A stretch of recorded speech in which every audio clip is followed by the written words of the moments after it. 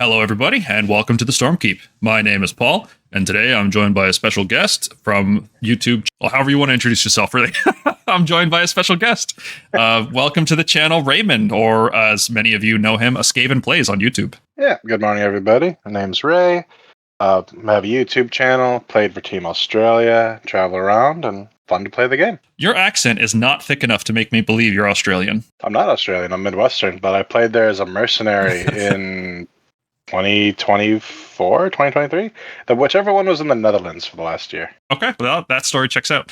You definitely do not sound Australian. Yeah, it was a good time, though. So, Ray, tell me about your experience with Nurgle. What made you want to work on this review together with us? I guess one way of phrasing it would be, why should people care what you think about Nurgle? Nurgle is my favorite army in the game. It's the one I play the majority of my games with. It's one that I've had a lot of success with. Up until a couple GTs ago, my lowest score was a 4-1. I've just been playing Nurgle a ton. I bring a different list to every GT, so I know pretty much every piece of the old book, and I'm working towards that in the new book too. I've tested every unit except for one so far in the new book. Okay, well, when we get to that unit, you can point out that this is the one you haven't tested. And I'm sure there's a good reason for it, because if you played as many games as you say you have, and you're this excited about the book, there must be a really good reason you haven't tried this unit. Because it's broken and doesn't need to be tested. Okay.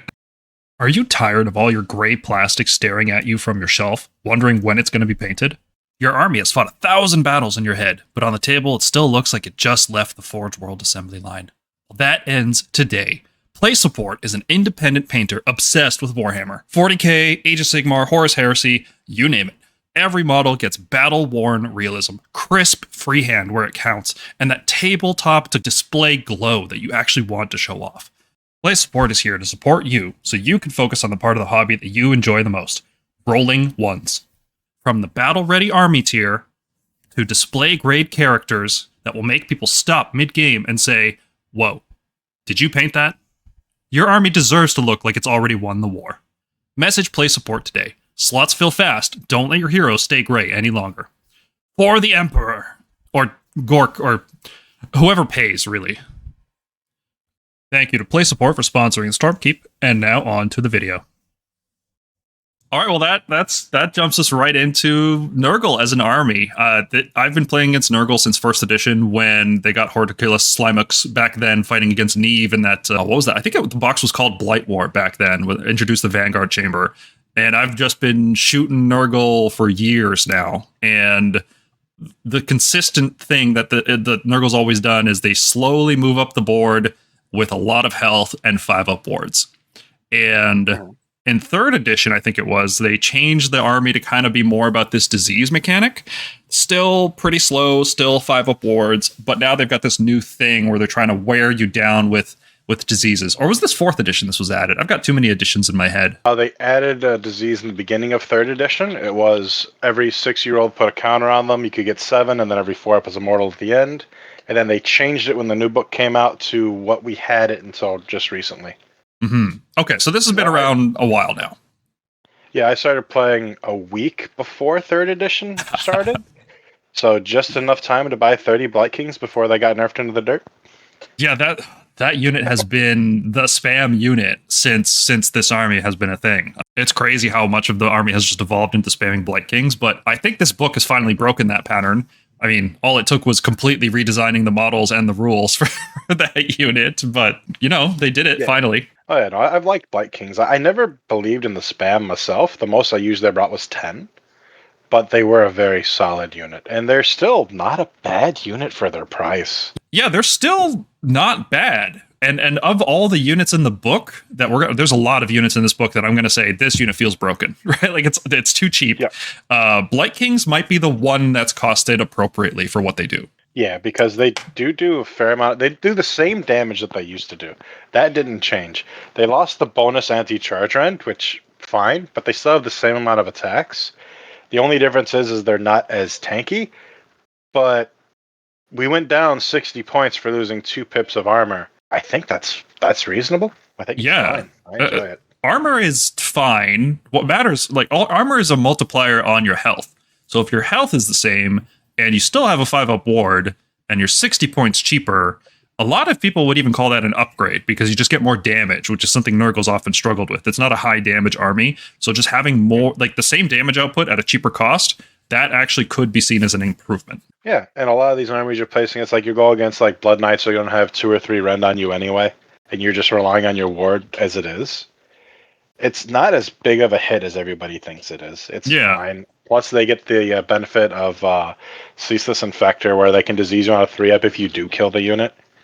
Yeah. Okay. Well, let's talk about disease because that's the core mechanic of this army. The short version of it, because there's a lot of rules and there's a lot of words. I try to simplify it down to every turn. If you're diseased, if you have that keyword, your unit takes D3 mortal damage, right? And if a diseased unit would heal or return models, so like if you're playing like Rally, if you use Rally, instead of getting the effect of Rally, that effect gets prevented and it removes the disease keyword. So everybody has some amount of counterplay to this mechanic built into their army just from playing the game. So that seems good. Yeah. But then this book has made disease so much more reliable, so much easier to spread, and so much harder to get rid of. There's so many sources of it now. It's really, I like it. I like this design a lot because before it kind of felt like a bonus thing that you were doing, but now it feels like the central mechanic of the army. Oh yeah, I've had at least half a dozen games where I've gotten my opponent's entire army diseased by top of 2. And if you have Rotigus and you prevent them from healing, it just chips down the army so quickly. Yeah, because once everything is infected with the disease, you have the option to just start doing extra mortal wounds on top of that D3. Yeah, everything just takes 1 mortal. One of the videos I just recorded, I did it to a Bone Reaper player. And I ended up tabling him because I just had too many mortals down. My main force was Nurglings in that list. Yeah. So it's such a cool design. There's tons of sources of disease. I've written them here. We're going to talk about each of them as we get to it, so I'm not going to go over how that works. The main way to put disease on, which is just every unit can do this, is at the end of any turn you use Blessed by the Plaguefather, which if you're in combat with a Nurgle unit, you're diseased. And if you're not in combat and you're near them, then on a 4-up, you're diseased. And another big source of it is anytime a Rotbringer dies on a 3-up, you get diseased, as long as you were in combat with it. So shooting them is just fine. Well, no, if you shoot them and they died while they're in combat with you, you still get marked for that 3-up. Yep, as long like a unit that was in combat with them will get diseased. Yeah. Yep, it's real good, and it's the reason why I think Pox-Wretches is probably one of the best units in the book. They might be one of the best units in the game at this point. At that cost, well, we'll get there. Yeah. All right, the next thing that Nurgle does is they make trees. Now, these things, I think this is one of the ugliest models they've ever made, and maybe that's intentional, but this just looks awful to me, and I hate seeing it, and I want to destroy it every time it's on the table. So I guess if that's what they're going for, good job, Games Workshop.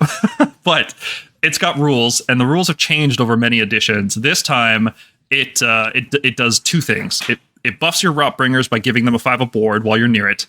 Wholly within 12, I believe, right? Like, it's pretty generous range. Yeah, wholly within 12. Yeah, so Rotbringers lost their passive 5-up board, and now they have to stand near the trees to get it, which is, that's fine. That's fine. Some counterplay available. And then if you're a non-hero demon unit, you get to add 3 dice for Rally, which is really good on Plaguebearers and Plague Drones.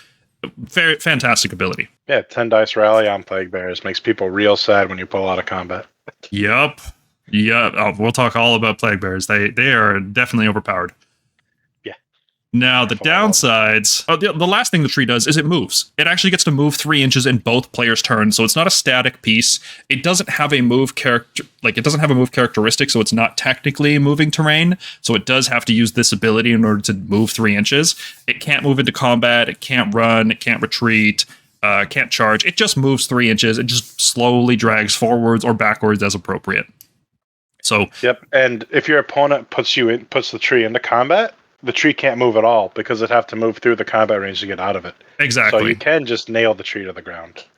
Yeah. So the trees are kind of like a kiss curse kind of thing. You need to play around them, especially if you're bringing Rotbringers. Like Pestigors are excellent, Rotswords are excellent, Blightkings are pretty good.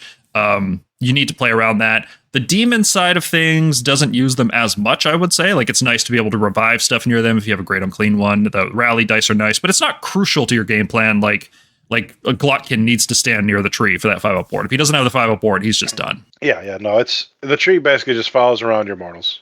If you have demons, you just use the tree as a blocking piece. Yeah, and it's free. It's like the free blocking piece that KO get.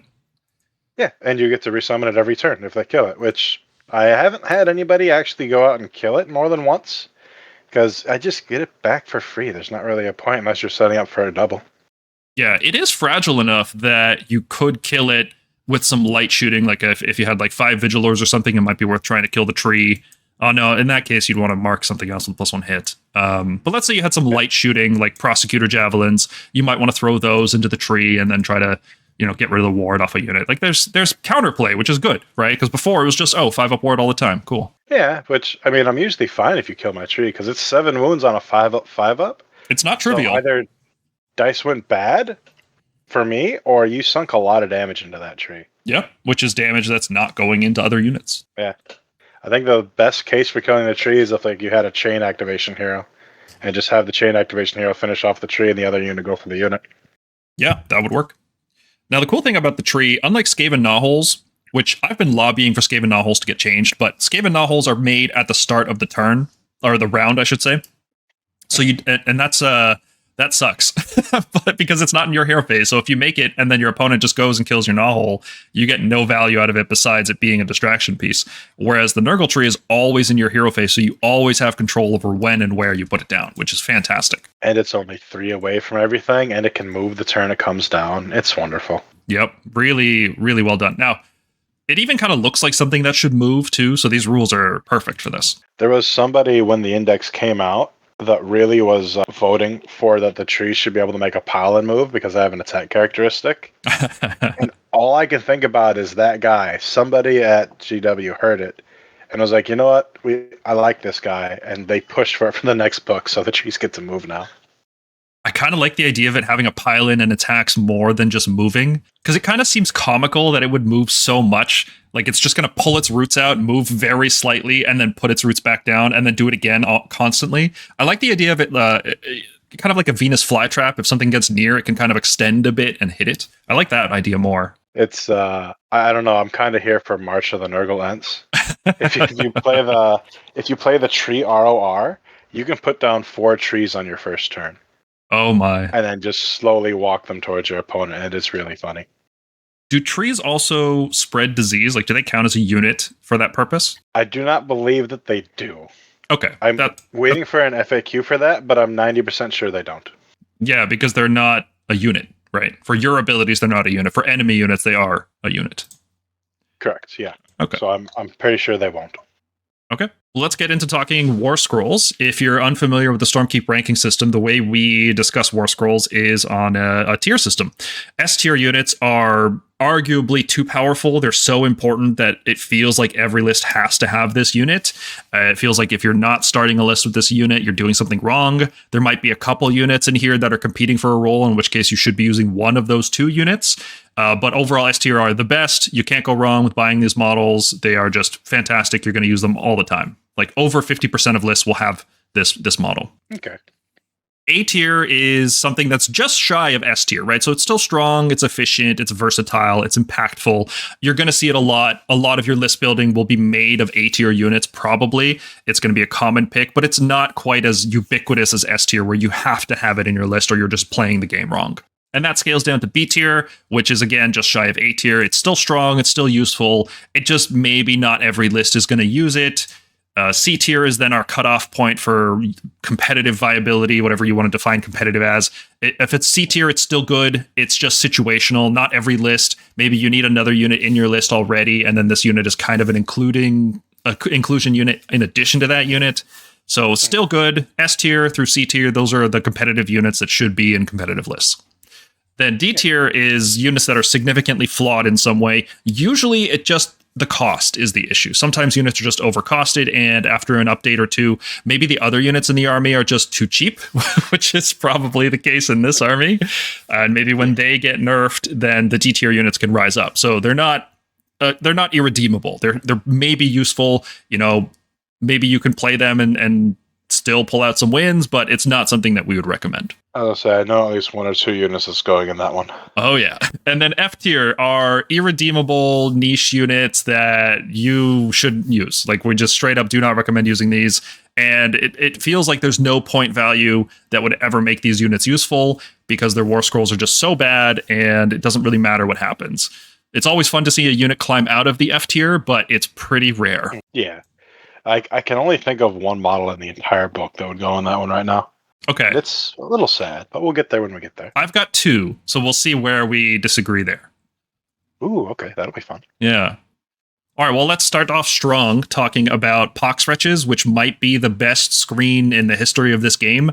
I can't think of a better screening unit that does. It does everything you want. It's wide, it's 14 health, it gets a 5-up ward while you're near the trees, surprisingly high volume attacks with crit auto wound, especially if you reinforce it, going up to 58 max damage, which is this unit, should this be reinforceable? Like, looking at the models, it kind of looks like it shouldn't be, right? It looks like one of those Warcry Warband type models, so I'm not sure if it's intended that they can be reinforced. The way that they worded their Kelpie ability makes me think it is reinforceable, because it says for every 14 wretches it has 6 Kelpie tokens. Yeah. So because of that, I believe they're going to be reinforceable. That being said, I don't think you'd ever want to reinforce them. I think you just want more Kelpie tokens available. Yeah, absolutely you would. Because the main use of these guys is giving disease to an enemy. Because if you use all 6 Kelpie tokens, or I guess you just need to use 5, right? If you use 5 Kelpie tokens, then you guarantee disease on an enemy, which is really good. Just you use that's right. That's right. Yeah. Go for the 2-up because it always fails on a 1. You're right. Yep. Okay, so that's good. At least it's not guaranteed. But yeah, that's in addition to all your other sources. So you're still spreading it with Gift of the whatever it's called, which just spreads it. So you could potentially spread disease to 2 different units that are in combat with Pox-Wretches if your opponent didn't just wipe them out. Which, I mean, I say like it's easy, but it's not. 14 health with a 5-up ward is not a trivial amount of damage to get through. It's like other screens won't kill this screen. Oh no, and it's even better than that, because you use the Kelpie token to give something disease, and then you just spread from that unit that you diseased. I've used them to disease 4 units in one go. Oh, crazy. And then if they die, they spread disease, and then that disease spreads, right? Like these are their disease spreader screens. This is a cheap unit you can throw. I can't believe they're 100 points. Like, I feel like this should be probably 120 at least. When I was doing my theory points and I was making lists before we had the actual points, I put them at 130, and they felt good at 130.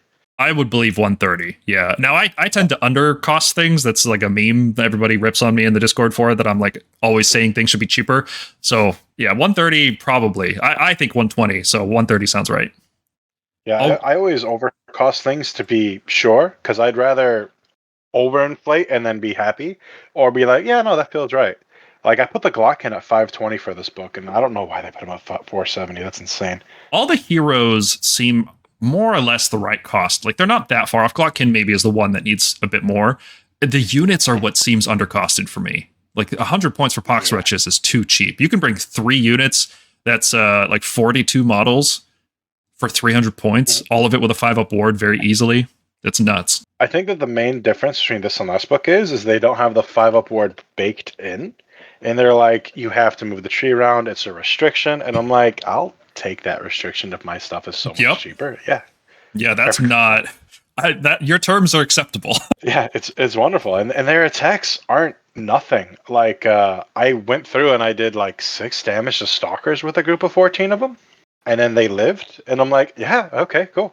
Yeah, I mean, there's tons of attack bonuses in this book. There's good ways to get wound bonuses, attack bonuses, rend buffs with like Rotigus from Scourge Guy Ren. These guys could be 3s, rend 1, crit auto wound with that volume. Yeah. And they could also be 3 attacks apiece.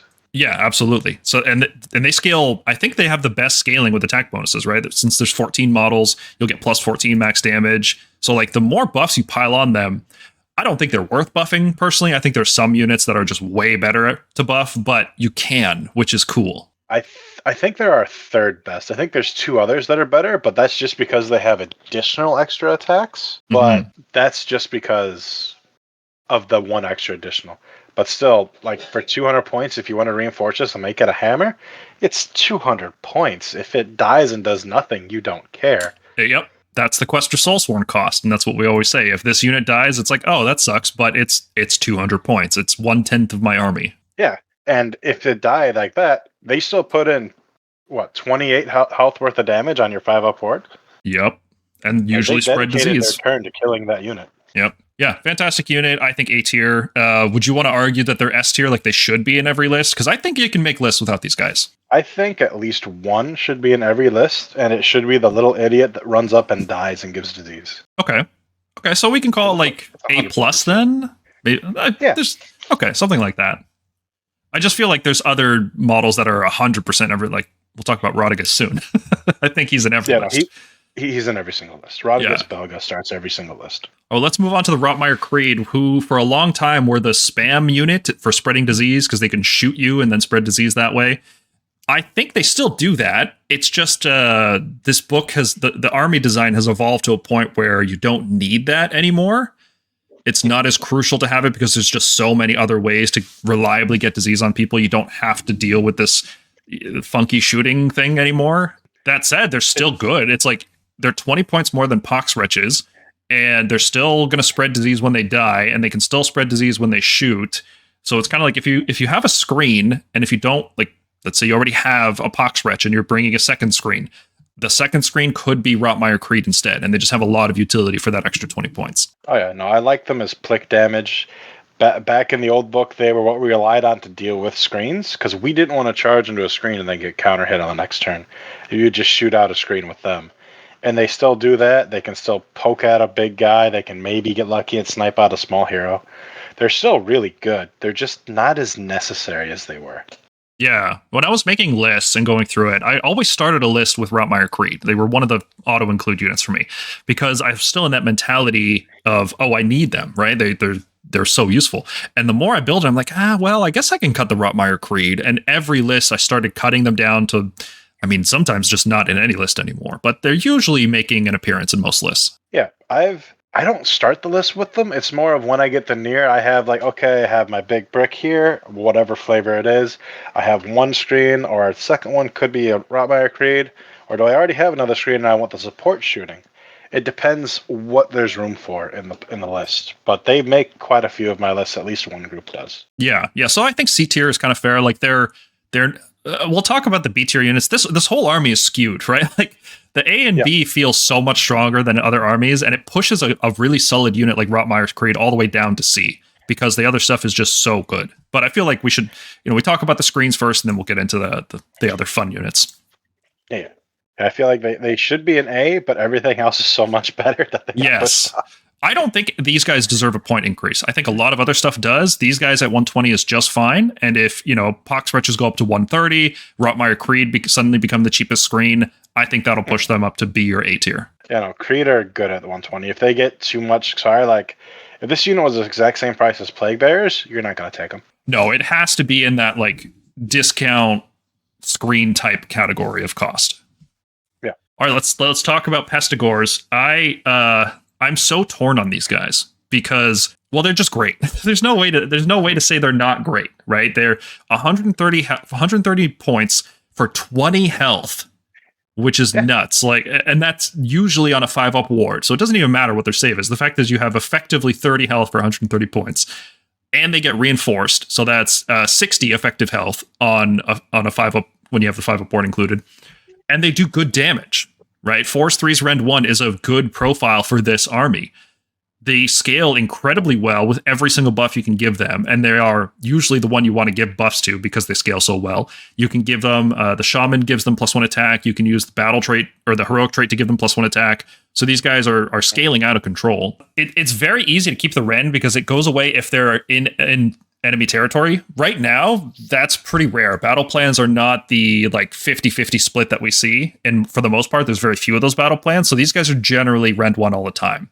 And they take buffs well, they take defensive buffs well, and they're only 260 points when reinforced. Like, I can't believe how cheap this unit is. It's dirt cheap. We have, was it 2 or 3 things at 130? I think just the 2. Plaguebearers, Blightkings, and Pestigors. Oh yeah, Kings. Yeah. 3. Of the 3, this is like the most flexible. Like, it's not going to want to sit there and take a hit as much as the Plaguebearers were, but like, it's also going to hit you back. Like, I've had people throw big hammers into them. It's like, okay, you killed 4 of my guys, and I'm going to hit you back with 4 attacks each. Yeah, I can't believe they're 2 health each. That's so crazy to me. I can believe that they're 2 health. I can't believe they're 130 points. Yeah. I think a fair cost is like 160 for this unit. Yeah, I was thinking 150, 160. because you do, like, if you're running them, you have to run the Shaman. It's kind of just a tax to running the model. But I've seen a lot of people send me different lists with this, and they'll run like 60 or 80 Pestigors, and I'm like, no, run 40 at most. You'll get good value out of them, and it's just a great unit. You can't go wrong buying 20 of them at least. Absolutely. Yeah, the models are really great too. I'm really happy that we're seeing some Beasts of Chaos still, even though they got squatted. Oh yeah, no, I fully planned to buy Pestigors, and I was just going to kit bash them into Pestigors, and then I saw the models, and I was like, yeah, I'm just going to buy Pestigors. They're fantastic. Cool. So people are definitely going to ask, would you ever use them non-reinforced? Like, would you use them as a screen? No. Just use Pox-Wretches, right? Just use Pox-Wretches, just use a Plaguebearer for the same price, because, yeah, they're faster, which is nice, but we have ways to make those other units faster, and... No, I wouldn't bring them unreinforced at all. I don't think they're worth it. Because you want them near the tree to get that extra bulk out of them. And if you're bringing them unreinforced, chances are there's something else reinforced that you want the tree to follow around. Yeah. Like they're never going to be a priority for the tree if they're unreinforced. Yeah, the opportunity cost of the tree is pretty important. Mm-hmm. Well, it would be if there wasn't a hero that made a second one for, like, no points at all. Get there. Yeah, 140. So my big issue with this unit, and what keeps them out of even A tier for me, is, I mean, there's another unit that's A tier, and it's so much better that it's crazy that these are in the same book. But what keeps this unit out of A tier for me is that you really need the attack buffs with them. If you're not bringing the Shaman, if you're not bringing the heroic trait, is it worth even bringing this unit? Like, shouldn't you just... And, like, there's other units that can use those buffs. Like, the +1 attack from the heroic trait can just go on any other unit. So if you're bringing Pestigors, it means you're not bringing out, like, a big brick of something else. So there's a lot of opportunity costs, and none of the attack buffs that this unit gets are reliable. They're all on a 3+. Yeah. I like to use them in one specific type of list, and it's a list that has 2 bricks of infantry. They're the second brick. The other brick is either 20 Plaguebearers or 20 Rotswords, or something along that lines, so that 3-up attack buff has 2 different sources to go to. So if my opponent whittles one down, I can go to the other one and give it to him. Yeah, you still have a good value source for it. Yeah, that heroic trait seemed like such an auto-include the first time we looked at it, and the more you list build and actually play the army, it seems like it's not a trap, but it's a careful consideration rather than an auto-include. It's something that you make the list around. It's not something that you put in every single list. Like, if you have 1 brick of 20, it's probably not worth Frenzy. If you have 2 bricks of 20 and then some other screen, something that can use it, then yeah, go for it. But if you're just using a bunch of minimum units and fodder and hero hammering it, it's not worth it. Yeah. In any other army, Pestigors and Shaman would be A tier, maybe even S tier. They're a very, very good unit. Oh yeah, no, you give something like this to, I don't know, can't even think right now. Just some fodder cheap unit, then get to this bucket of attacks. Like, I feel like this is what Gutrot has wanted to be. Yeah. Yeah, that whole army is being held back by the Crypt Mortals. Yeah, which, to be fair, is strong, but, like, everything's a bit costly over there now. All right, well, let's talk about the Shaman. Anytime you bring Pestigors, I think you got to bring the Shaman. And I think that's, like, and anytime you bring the Shaman, you bring Pestigors, right? It's just a package. They exist together. The Shaman does have a really good spell. Giving an enemy unit -1 rend on their melee attacks is very good, especially in Nurgle. But I don't think he's worth bringing without the Pestigors, right? Because you have to get that extra value out of him. Because there's so many wizards in this army. The -1 rend is a good spell, but yeah. So I think it's easy to sum him up as anytime you bring Pestigors, you bring Shaman, and vice versa. Pretty much, yeah. He goes with the Pestigors. There is a few different cases where you'd want to bring him, because there's 3 people that fight for his spot. It's him at 110, the Rotmire Sorcerer at 120, and the Poxbringer at 90. If you're short on points, you bring the Poxbringer. He gets you the cast, he's short, he's cheap, he's a sub-hero. You bring him if you don't have quite enough for the Rotmire Sorcerer. You still want the extra movement on him, because he can move into places, and his spell is useful if you're doing something like Hero Hammer, and you want to drop the rend on a Blood Knight, or drop the rend on a dragon. Mm-hmm. There's cases for it, but they're more niche. It's more of, he can go in this spot, not that he has to. Okay. All right. So there are use cases. You kind of touched on this, the regiment problem with Nurgle. There's so many heroes. This is a very hero-heavy army, and this guy taking up his own regiment, not being a sub-hero, is pretty rough. It is, but also he's a caster. Almost all casters in the game are not sub-heroes. That's really the main benefit of the Poxbringer right now. Yeah. Yeah, he's a sub-hero caster. It's like they just forgot he's a wizard, the Poxbringer. It's crazy. Can't believe he's 90 points. Yeah. He's so good for 90 points. It feels like, what were those cities heroes that when they first came out, there were like 80 points in a wizard? Oh, I know which ones you're talking about, but off the top of my head, I don't remember. All right, well, moving on to Blightkings. They're also 130 points, but they're only 5 models instead of 10, unlike Pestigors. They're 15 health instead of 20, like Pestigors. And they're an offensive unit like Pestigors, right? So it's very easy to compare them. They're the same cost, basically do the same role. And where are they different? Well, Blightkings are 10 less health when reinforced, but they're always 3+ hit, and they're always rend 1. So if you're not bringing any buffs, like if you're just bringing 20 Pestigors, Blightkings basically do it better, right? No, if the choice was 20 Pestigors with no Frenzy, no buffs, no Shaman, or a brick of 10 Kings, most of the time I'd probably go with 10 Kings. Yeah. They're a little bit less durable because the health pool is less, but they're going to do more attacks. And a lot of people forget the anti-priest, anti-wizard rend on them. There's a lot of like big dragons or big heroes are wizards in addition. Mm-hmm. So you can just throw them in there and they're 2 rend. And if they die, it was 260 points. You don't care. Yeah. Also, it's 30 wounds on a 5-up, 5-up. They're not going to fall over to anything. Yeah. And so it's once you do more list building with Nurgle and you realize, oh, these buffs aren't reliable. Like that's the issue, is that the Pestigor buffs aren't reliable. So there's going to be times where you don't get either of them, and then you're like, oh, this could have just been Blightkings. And then they have no opportunity cost, right? Because Blightkings don't need a support hero like the Poxbringer or the Shaman nearby. They just do their thing. They are completely a plug and play unit. You put it into a list, it does what it does. No support needed. Yeah, they're just a solo operative unit. You send them up the side, they do their thing. If they die, they die. It's a cheap unit. Who cares? Yeah, so I think they're fine. It's just everything else in the army is so good at the same cost.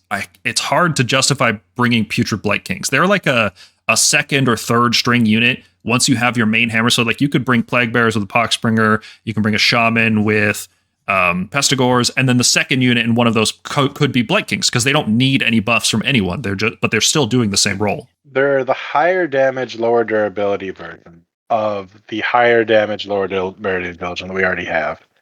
So there's the case. They're the good hitty one, but like they're fighting with Plaguebearers at the same price for significantly less wounds. They're going to take a hit less as well. Yeah. The main problem that they have is that they're a low model count with only 3 health a model. If you do 9 damage to them, they lost 12 attacks. If you do 9 damage to Pestigors, you lose more attacks than that, but like the pool is still bigger for as a percentage. Yeah. Like taking hits on a Pestigor or a Plaguebearer unit doesn't feel nearly as bad as taking hits on a king.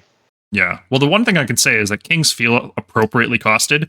Everything else we've talked about does not feel appropriately costed. So when kings stay at 130 and everything else goes up 20 or 30 points, I think there's definitely a stronger case for Blightkings.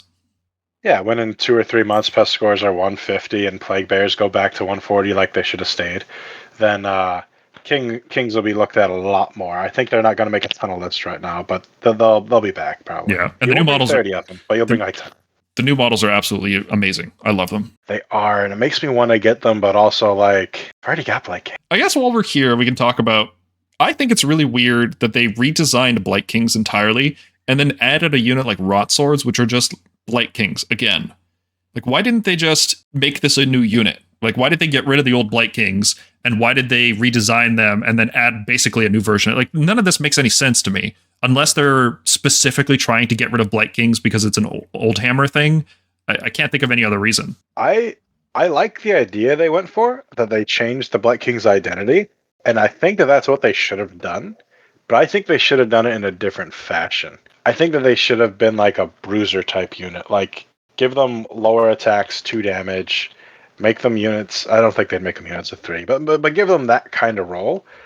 But yeah, no, the fact that they took their role away and then they introduced Rotswords, which did their role but better, is really crazy to me. I don't know why.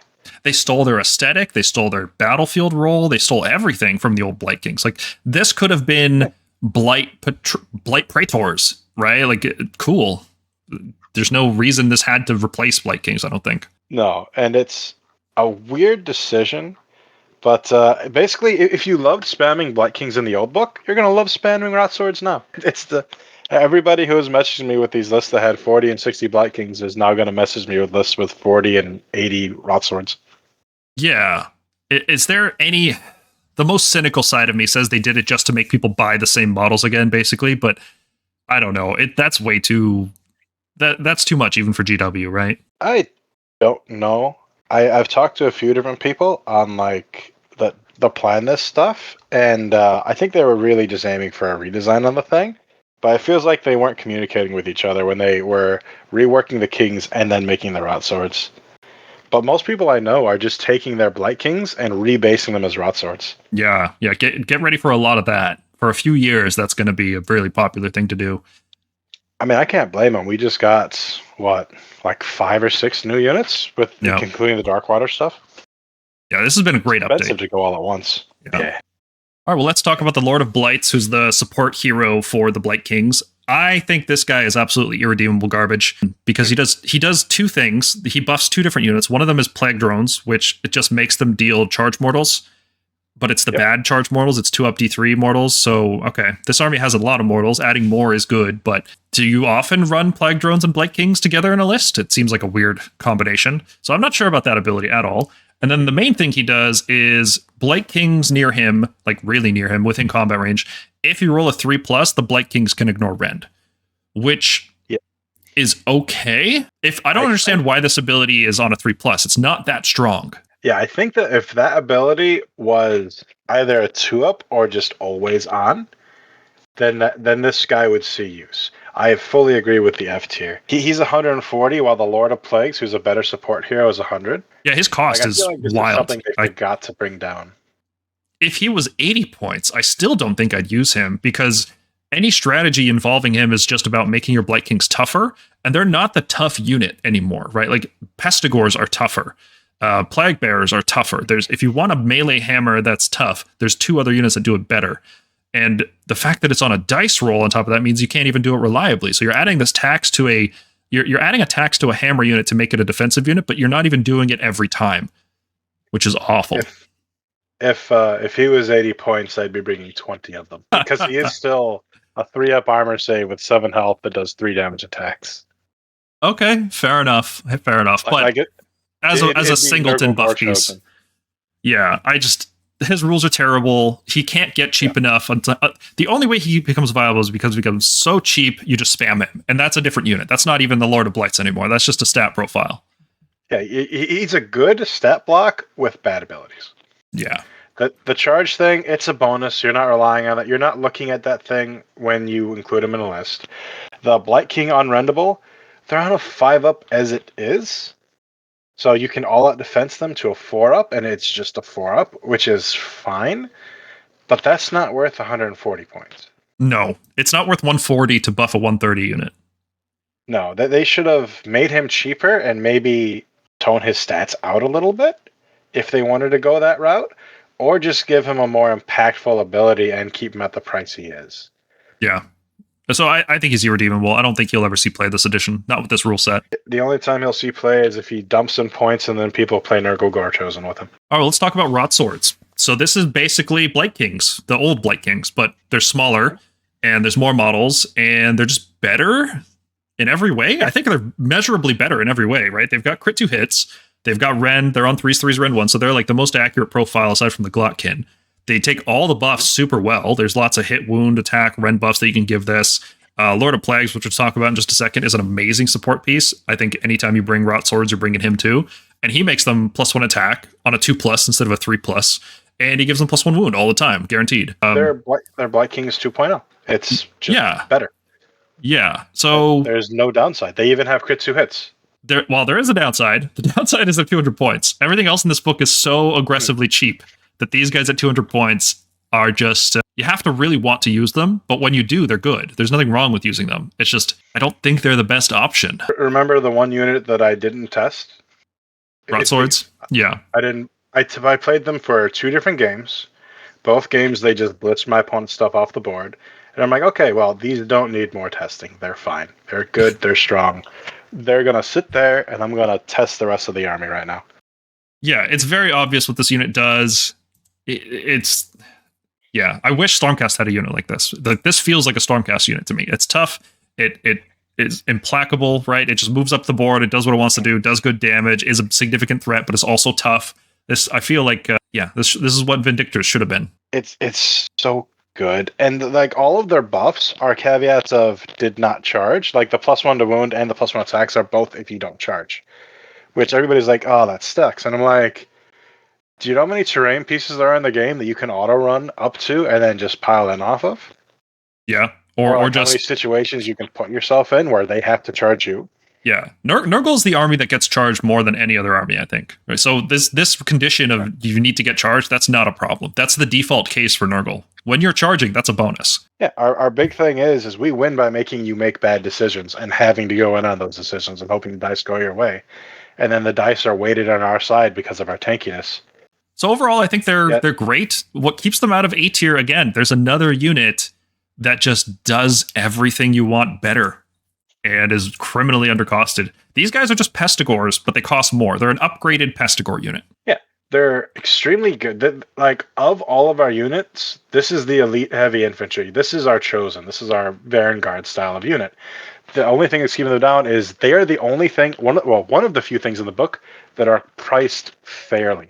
Like, this is what they should cost. Everything else is cheaper than what they're supposed to be. Yeah. The issue I have with them, they are priced fairly compared to everything else. But if everything else that's overpowered, or quote unquote overpowered, if all that stuff goes up and Rotswords don't, it just devolves into Rotsword spam.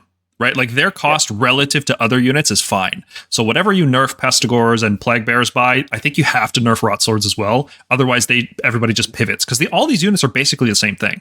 They just move, they fight, they're stat blocks. There's nothing interesting in how they do that. Yeah, they're all just different varieties of, do I want to take a hit slightly better? Do I want to do slightly more damage and be a little quicker? What are we looking at? Do I want 10 rally dice? Do I want a conditional rend? And the Rotswords do it all better, but you're paying extra for it. Yeah. So they should stay more expensive relative. Like if Pestigors go up 20, I think Rotsword should go up 10 or 20 as well. Yeah, I think when I did my theory pricing, actually I can just pull up my sheet really quick and see all my shitty ones, because I think I put them at 220. I could say 220 would be fair, yeah. Because they are amazing. Rotswords. Oh, I had them at 210, is what I predicted them. Yeah, 200 doesn't feel wrong from an internal perspective, but you will rock up the tables and people will have 60 of these guys, and it's going to be like, oh, maybe they should be more expensive. Yeah, 60 of those and a Horty to put 2 trees down and cover them both, and it's going to be a thing. It's going to fall to the same things that old Blightkings fell to, which is high rend or any anti-ward. But the thing is, they're going to be more resistant to it than the Blightkings because they losing 2 or 3 miles on this doesn't hurt as bad as losing 2 or 3 kings. Yeah, for damage lines. And they rally back a lot better too. Much more likely to rally back than old kings. Yeah. Yeah, you could, if you spike it, you get 3 of them back. Crazy. It's great. Dirty. Great unit all around. And here's the support hero. Is there ever a time you'd bring him without Rotswords and vice versa? I think it's just a package. I think he's 100 points. He's so good. The buffs are good. Yeah. No, he is the Rotsword stack. That's why Rotswords aren't 400, they're 500. Yeah. 20. Well, that makes the next unit even more value because the next unit's only 400. But no, he's good. You're not going to bring him. Well, no, there is one case where you bring him without it, and I did it in the old book a few times. It's playing Nurgle Gortrism. I brought 10 of him in a list. Yeah, he is only 100 points. You can't do that for sure. 100 points, 5 attacks, 3s, 1 rend, 2 damage, crit mortal. That's a thing you can do. Let's talk about Sloven Knights, the new cavalry unit. Everybody was hoping, I think, that this would be like a cavalry hammer like Varangard or some kind of Stormcast unit, and that is not at all what this unit is. It is the furthest thing from that. It is cavalry. It is relatively fast compared to everything we've talked about. It's 8-inch move instead of 4.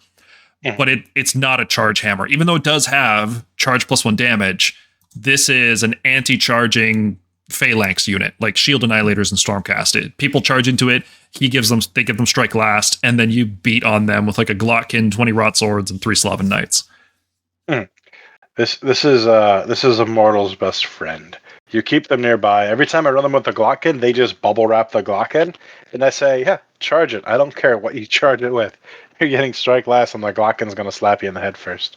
Yeah, I don't know how some armies deal with that. A 2+ strike last effect when you're bubble wrapping a Glockin, like not a lot can survive that combat enough to be able to kill him, and there's not significant shooting damage in the game to kill the Glockin outright with just shooting. You know, like long strikes could maybe take 10 damage off him if you get the ward reduction on, right? Like it's not super reliable to kill the Glockin with shooting alone, and then getting through the strike last is really hard. Yeah, and even then, like if you do that 10 damage in shooting, okay, if I'm running the Glockin and Rotigus, there's a good chance I'm running Primal, so I'm just going to put a Life Swarm on him. I'm going to rally him, and I'm probably going to be somewhere near a place of power if I know you have shooting damage. Yeah. So there's a decent chance that 10 damage you just did, I'm just going to heal. Yeah, so it's such a tough unit. Sloven Knights are really good. I can't put them in A tier though because they're such the rest of the army is so efficient in terms of damage and health and everything. It's hard to justify more than one unit of this or reinforcing this unit because all it does really is this phalanx thing. It's not the offensive cavalry that you want it to be, right? I think that's something like Plague Drones or Pusgoyle Blightlords, and we'll talk about those later, and they have their own pros and cons. But I actually like this design because you have the flies. The flies should be the offensive, fast flying unit. These guys are the defensive cavalry unit. I think it's really cool what they did with this unit. It might be too strong, right? Like a 2+ strike last is really, really good. Cruel Boys get it as well, but their whole army is not nearly this tough. No, I think it would have been fine if it was just the 3-up. The fact that it's a 2-up if you're near a Rotbringer, which you're going to, is excellent. Like, you can still play around it. You charge them with a fodder unit and then put your hammer in somewhere else. But, like, that doesn't work for the Glockin. It'll work for, like, Rotswords. But yeah, for reference, Stormcast using Annihilators, they cost 260, and they have effectively a 3-up strike last. These guys are 180 for a 2+ strike last, which is crazy. And more health. And much more health, and probably better damage, too. Yeah, I think the Annihilators, they're probably about the same. The 4s and then into 3s instead of 2s. Usually when they fight, I'm happy if I get 2 or 3 through. Yeah, I think this unit's undercosted. I think it's like a 200, 220 type unit. Like it feels undercosted. Sloven Knights, I put at 220. Yeah, 220 feels right. Yeah. Just because like you're never going to spam them. You're never going to bring more than 2 minimums of 2. You're never going to reinforce them. They're there to hold hands with your other Rotbringers and make it a bad idea for your opponents to charge you. Yeah. I think at 180, there's an argument to reinforce them, right? Because you can just go all in on that phalanx that you're building. But at 220, no, you wouldn't reinforce them ever. And I think that's fine to bring a unit of 3 as a utility piece. Well, you can reinforce them and make them your hammer. Like, you can send Orghotts with them. You can give them +1 attacks if you really wanted to. But you're taking extra steps where something else would take those buffs better. Yeah, like, it's something exactly. You can do. But, like, I'd almost even want to do flies over that. Yeah. All around great unit. It seems like we're underrating a lot of this book so far, calling it all B tier, but when we get to the A and S tier units, you guys will understand why. Some of the stuff in this book is just so good. Yeah, no, Sloven Knights B tier feels right. They're not the build around me. They're the I'm doing this, and these are part of the package. Yeah. All right, well, let's talk about Pusgoyle Blightlords. They are the offensive cavalry in this army. Still reasonably tanky, right? 8 health a model. They can still get the Rotbringer ward 5-up. Their damage output is good, right? Like, they're on 3s. The companion weapons can get rend from the Lord of Afflictions. They can get 2 hits from the battle formation. So there's definitely a world where you can spam these guys and have a ton of, air quotes here, fast flying units that have good accuracy and good damage output. The problem is that everything else in this book is so disgustingly cheap that these guys feel like an overcosted unit. They are a bit overcosted, but they can never go down. We all had that like half a year of fly spam just dominating the game, and I don't think they're going to make that mistake again. It's something I said, they'll never make beasts too cheap, and they'll never make Blightlords too cheap again, because those are both things that we could spam incredibly effectively and just ruin games. That being said, there is one use for them, and it is in the crit 2 hit sub-faction as a brick of 4. And in that list, that is their home. It's quite good, but the thing is, for the price, it's never the best. No, you have to really want to use these models And I'm glad that they're not F tier, right? Like they're like pet choice models. You want to have fun with them, right? Like you're not an idiot for playing these, frankly. Like they're good. It's just everything else is so good. It's crazy. Like these guys, if they stay the same cost and everything else goes up, I think they will become playable. They'll probably go into C or maybe even B tier, depending on how severe the point cost increases are. No, there is a list for them. Like you can play them now, but like you're going to have a lot of games where they kind of flounder and do nothing but die. And when they flounder and do nothing but die, it's not 260 points. It's not 100, 200 points. It's 400 points. Also, the slot they pick is kind of one of your main hammers. So if you lose that without it doing anything, it really hurts. Yeah. So that they're expensive. They are good. Like I don't want people to get the impression that they're not good at what they do. It's just a point thing, really. It's a internal balance efficiency problem. They're the same thing as like a lot of stuff is. They're good in a book where a lot of things are unfairly good. Yeah, they're Praetors when Shield Annihilators and Questor Soulsworn exist. It's like you need a really good reason to use this unit. Yeah, or you like them. Yeah, that's fine too. Well, then let's talk about the Lord of Afflictions. I think he's just in the package with them, right? Like he doesn't have to be used when you use them, but he gives them a significant buff because like those crit 2 hits on those companion weapons with +1 Ren, that starts to get pretty good. And so I think he can come down. I think 170, maybe 160 or 150 is more appropriate for him. But yeah, Blightlords can't come down, so that's really the only way to get this package down. I don't think he can come down. He is quite solid for 170 points. He is, I refer to him as the Walmart Demon Prince a lot. Oh, yeah. He does see use in that, but the problem is the Demon Prince exists. Yeah, that's why he's the Walmart version. He's 90 points cheaper. Yeah, 90 is quite a lot. Maybe if the Demon Prince ROR goes up, I could definitely see a case for this guy becoming more of a use. But we'll talk about the Demon Prince when we talk about the heroic traits. Yeah, because that's their main thing. There was a list for a while, and I put a video up on my channel where you just spam Lord of Afflictions. Yeah. But that list is dead now because they changed vectors. They did an FAQ before the book, actually. Yeah. Where Vectors of Contagion is once per turn army now, which is a shame. But like he's still a good unit. He's very good damage for the price. He's bulky enough for the price. He's good for holding enhancements. Yes. The only problem is right now he's a hero that leads a thing, and most of our lists are already 4 or 5 drops, so room for him is tight. Yeah. Well, I didn't include a slide for the Demon Prince, so let's talk about him here, right? Because they're basically competing for the same role. So the Demon Prince is really cool because there's a heroic trait that every time you charge, you get to roll dice equal to your movement characteristic, and each 3-up is a mortal wound. And that's really good on the Demon Prince from the Regiment of Renown because he gets a 10-inch move with Wink, so you're rolling 10 dice, and every 3-up is a mortal wound. The Lord of Afflictions... Sorry, go. And you can use the prayer to make it a 12-inch die, 12 dice. That's right, yeah. So Lord of Afflictions basically uses that same roll, except he's an 8-inch move going up to 10 with the prayer. So it's 2 less dice. The Demon Prince also has some cool utility. He gets like on a 4-up, he gets fight first, and he's not the worst attacker. Like he's 21 max damage on 3s crit mortal. Like he's pretty good. So the Demon Prince is a mainstay in this army. It's very common to see the Demon Prince in Nurgle lists. 18 max damage. He's 6 attacks, 3s. Doesn't he get +1 from... No, that's the Khorne version. I'm thinking of the Khorne version. Ours has a 5-up board. Yeah, so Demon Prince is really popular, really good. Like, I don't have a slide for him, but he is A tier. I think he's an A tier unit. He's like really, really good. You need a good reason not to use him. Usually, like if you don't have the enhancement for him, he's not a pick. But if your list is not relying on the frenzy to get the 3-up +1 attack, then the Demon Prince slots in very well.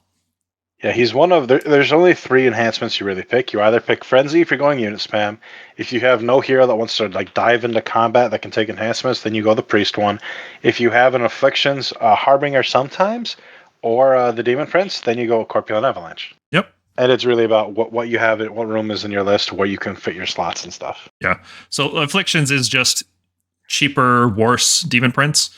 But everything in this army is so cheap, I think you can afford the 90 points to get the Demon Prince instead. Most of the time, yeah. When things start to get a little pricier, or like if you want to run the fly package, like it's 570 points for four Pusgoyles and him, and then you put the enhancements on him, like you can crash into something and kill it, because he'll do 8 to 10 dice with that 3-up mortal wounds, and then he does an additional D3 mortals in the combat phase, and then you all out attack and swing with the Pusgoyles. Yeah. So like you can remove stuff. You can do a mobile hammer. The main problem is they're probably going to be out of range of a tree for when they get hit back. Yeah. Which will be sad. One thing I really like about some of these units that we're calling overcosted is they hit on 3s, and there's so much -1 hit in the game right now. Maybe that'll change with the new Lumineth books, but there's a lot of -1 hit. And hitting on 3s is a lot better than hitting on 4s. Hitting on 4s, the -1 hit is so sad. I had a Kronspine sit on Stalkers for like 4 turns because I just couldn't hit. Yep. Yeah, it's awful. So 3s and 3s shouldn't be underestimated. No, and he gets to 3 damage on the charge too. Yeah. All right, let's talk about Gutrot Spume. I mean, what is there to talk about? He gives you reserves. For 120 points, you can put units in reserve, and then they come in on a board edge. But what else is there to say? He went down. He's amazing. Yeah. He's in a lot of lists. You put him with 1 unit of Creed. I've been putting him with 1 Creed and 1 Pox-Wretch a lot, and they've kind of just been sitting there and causing trouble for people. It's been quite good. And for his price, it makes people deploy differently. Especially if we're doing Taliban, you want people to have to deploy differently in 2 different ways now. He messes with everybody's deployment. He does good at getting side objectives. If you're doing Restless, which I usually do with Nurgle, he helps with that a lot. He is quite strong. Yeah, very, very cheap. There's not really much more to say, right? He doesn't do anything else besides reserves, so. And it's really funny to play him against OBR and making Catacross strike last on a 3-up. Yeah, good old Catacross. Can't believe he gets obscuring still. Also, he's 2 damage, not 1 damage. Yeah, but it's 10 max because he's 5 attacks. Oh, yeah. Yeah, I lump it all together. Just choose 1 right there. Yep. So C tier, does that seem appropriate? Because it doesn't feel like he's a B tier unit. Like compared to the other B tier stuff we've talked about, he doesn't make the cut that often. He makes the cut a fair amount, not as much as the other stuff. I think C is fine. The thing is, like, I have my game plan done. This is what I want to do. What can I do to supplement it? And like, it's 240 points to put him with a group of Rotmire Creed and then give your opponent a headache. Like, it's not bad. The main thing is if you have the extra hero slots open. Yeah, because he can't go into other regiments. No, but he can bring a foot hero, which there was one case to use him, Lord of Blights, and a group of Blightkings just to try and disrupt casting, but like that's you're paying champagne prices for beer, but it's a good way to put it. It's something you can do. All right, well, let's talk about Plaguebearers. I was so close to putting these guys in S tier. Like, are they the best infantry unit in the game? I can't think of a better one. At this cost, for this profile, they're incredible. 20 health for 130 points, always has a 5-up board. Right, so you don't have to stand near trees; it just always has it. Their melee output is they're only 1 attack each, but they take every buff super well. Right, so you can give them Poxbringer +1 attack, you can give them the Frenzy for +1 attack, and they have crit mortals, which is insane for a unit like this. They're also -1 hit anytime they're contesting an objective you control, which will be, I mean, with such a big footprint, 20 of these guys, 1 model touching an objective is very reasonable. So they're -1 hit basically all the time. 5 aboard all the time. Like, their health is insane. Their damage can spike crazy amounts because once you get to 3 attacks per model, the crit mortals just chew through everything. I'd say 80% of my lists have 20 of these in them, even with no support, because it's like, all right, I'm 40 health on a 5-up ward, and I'm going to be -1 to hit. Yeah, I'm going to just tag an objective I control.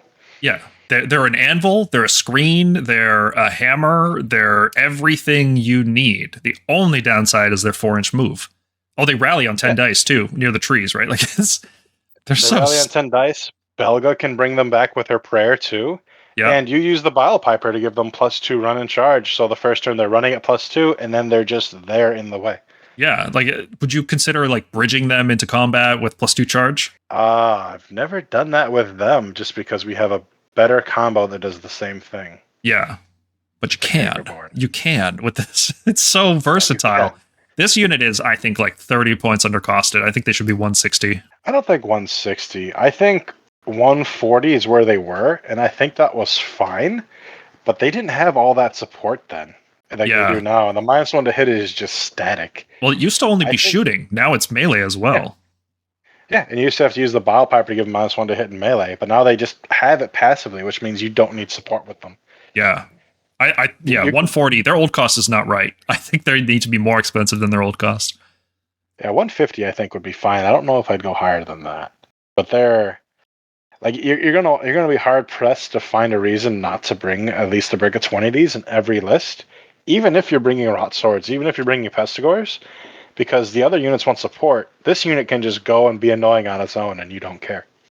Yeah, and when you put the support with them, they get crazy good. Oh yeah, no, I had one of the videos I recorded. I think this one released already. I think it released last Friday.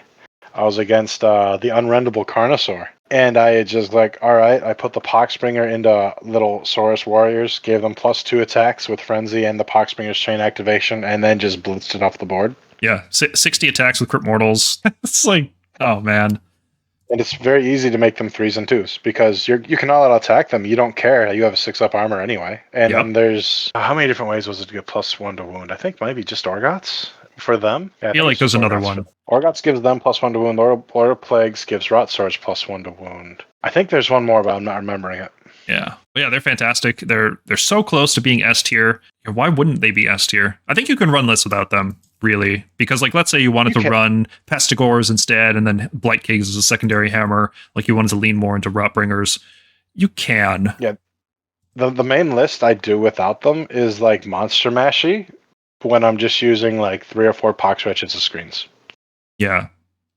Oh, another thing I want to mention. Plaguebearers are so good, they make the Great Unclean One viable. Just by virtue of being able to resurrect 10 of these guys from a pack of 20, that makes the Great Unclean One playable.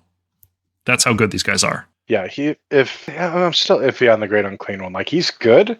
He's a little pricey for what I want. Yeah, I think I have want him to be cheaper than Rotigus. I have him in C tier, so he's playable. Yeah. You can do it. I've made lists with him and Rotigus in a list, and it works. But there's better.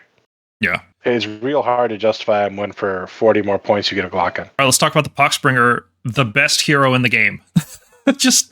I can't believe this guy is a 90-point wizard that can go into other regiments, and he also has a Fight With Me ability that gives Plaguebearers +1 attack, which is the best buff he could possibly give them. For 90 points, is there any hero better than this? It's so good. The +1 attack is a bonus I didn't expect.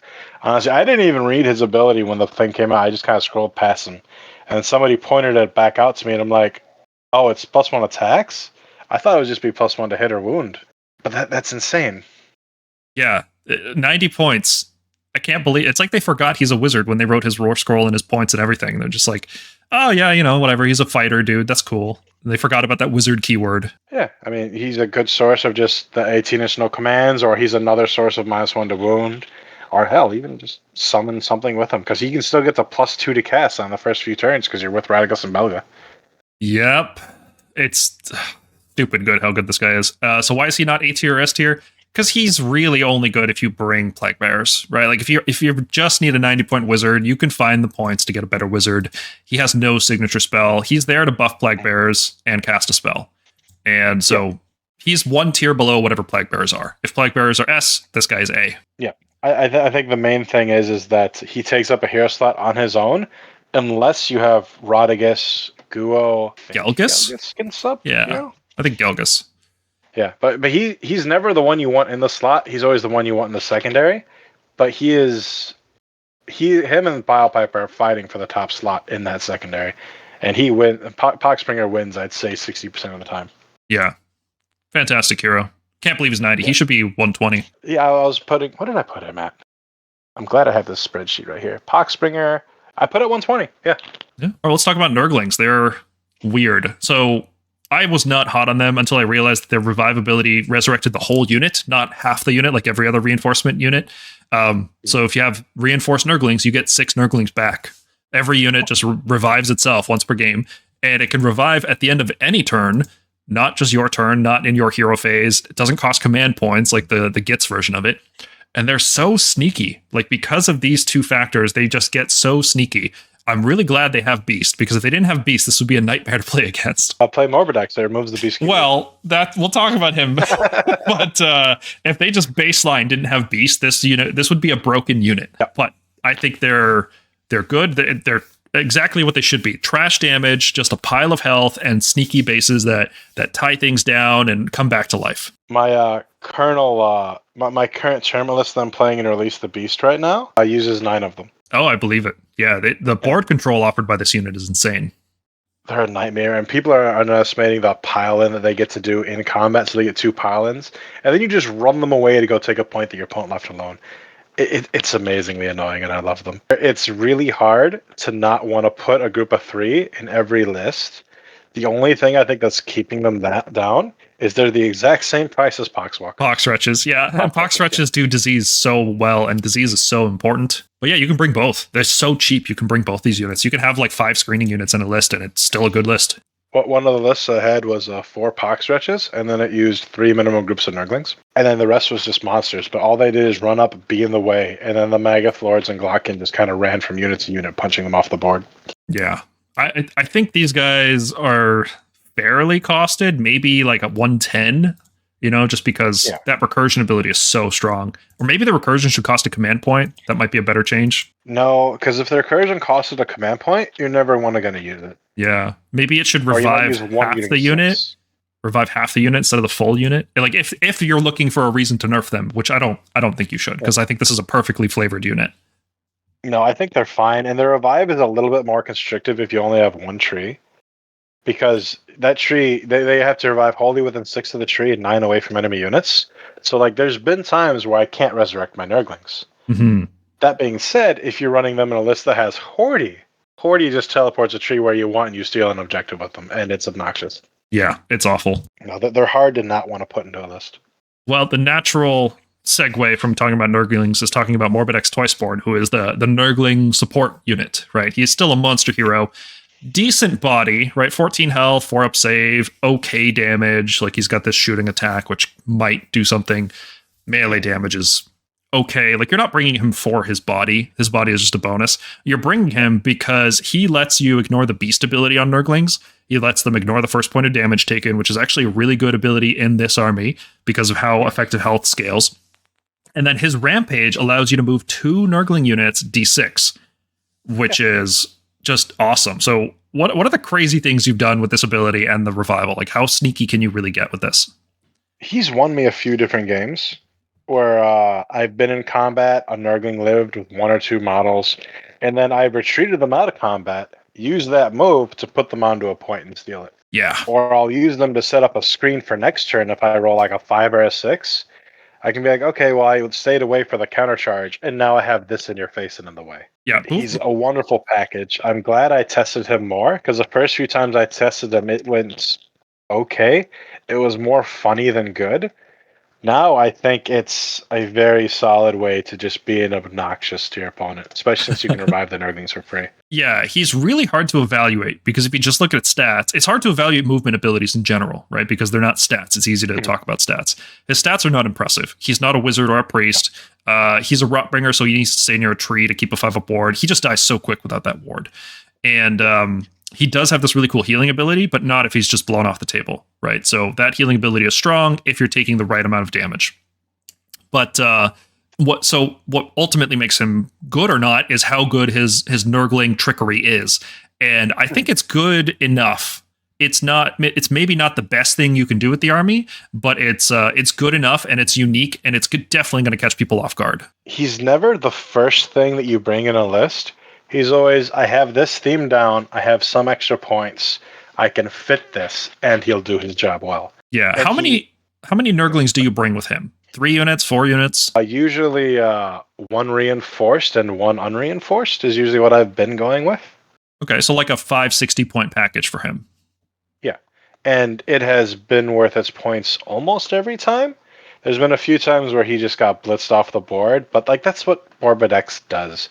He's either going to die and do nothing, or you're going to whittle down their main damage units, and there's going to be nothing left on the board that can threaten him, and he's going to run around and be invincible the whole game because he heals half his damage every time. Yeah. See, chip him down. I look at a 14 health monster with a 4-up save, and I see long strike target, like priority target. Just take him off the table. So as long as you're not facing that kind of threat, I think he's really tough. Even then, like in that matchup, yeah, shoot the long strokes. I have Plaguebearers and Nurglings sprinting towards that unit, and if you're close enough to shoot the Morbidex, chances are I'm going to be able to get into you next turn with those and tie you down.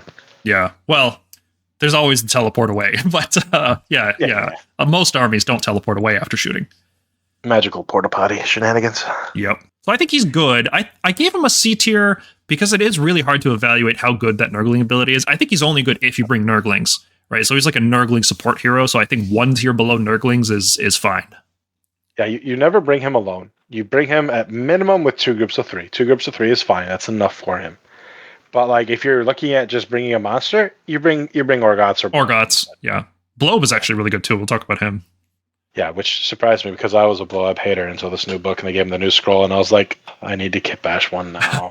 All right, well, let's talk about the Beast of Nurgle. So it's basically what it was before, except now once per turn.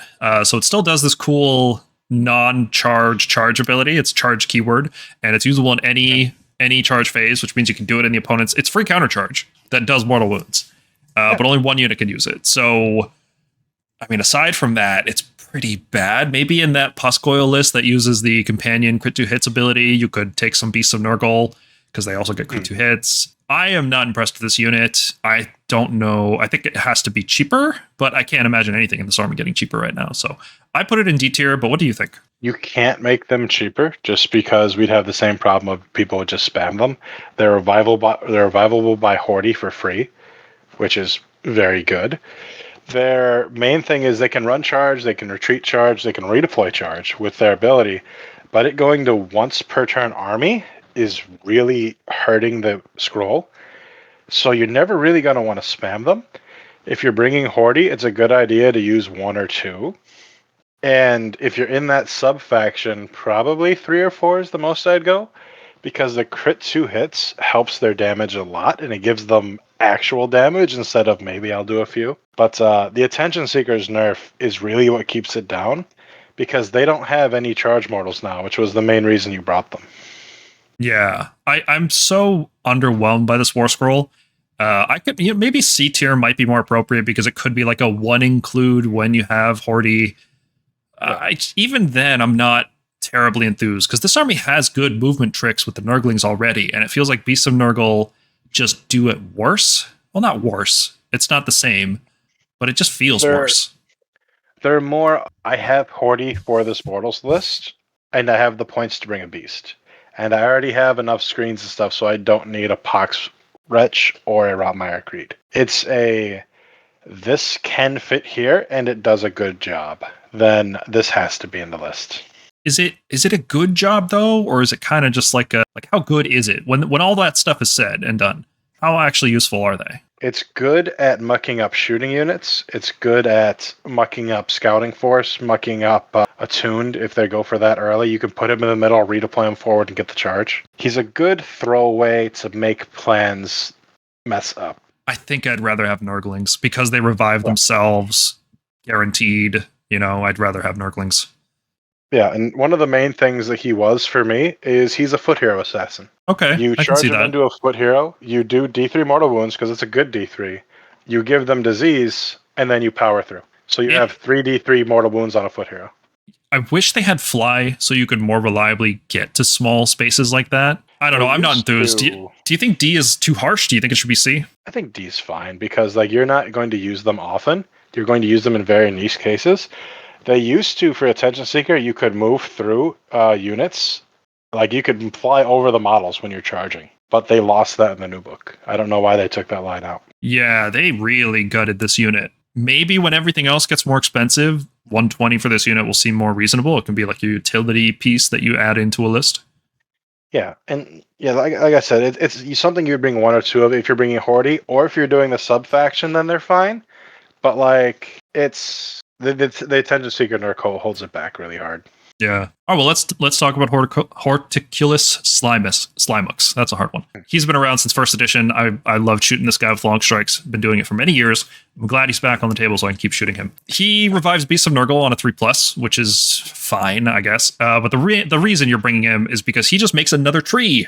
You can have 2 trees, and the trees are very good. And having more coverage and just having another one, very, very good. And he's only 140 points. If he was more, I don't think he'd be playable, but paying 140 points for another tree is a worthwhile cost. Not only that, but also you can teleport the trees. So if you have a tree that's tied in combat and somewhere not useful, pop it to where it'll be useful for next turn. Or like I said with the flies, if the flies are far forward, He's the only chance to give the flies the cover of the tree. Yeah, he's the tree and the teleporting. He's so good, right? Like A tier feels right for him. He's not your first string hero, right? And we'll talk what the first string heroes are, but he is a very strong inclusion. Sometimes you want him because you're going Rotbringers, and that way you can just spread the 5-up board. So, I mean, sometimes you put 2 trees next to each other because you want to make sure your opponent can't shoot the tree and then remove your ward, right? Sometimes you're spreading the trees around so you can revive Nurglings in sneaky places. It just, there's so much utility in this guy, and 140 is the right price point. I think my favorite trick with him has been with the Cankerborn. You pollute one of your trees, then you teleport the tree, so next turn your Cankerborn can teleport off the tree. Yeah, and that forces your opponent to dedicate resources, and if they're not able to do that, then all the better. Yeah, we'll talk about the Cankerborn very soon. And no, Horticulous is a premium support piece. He's good. He's tanky enough that you can't throw nothing at him. Like you said, long strikes will take him off the board.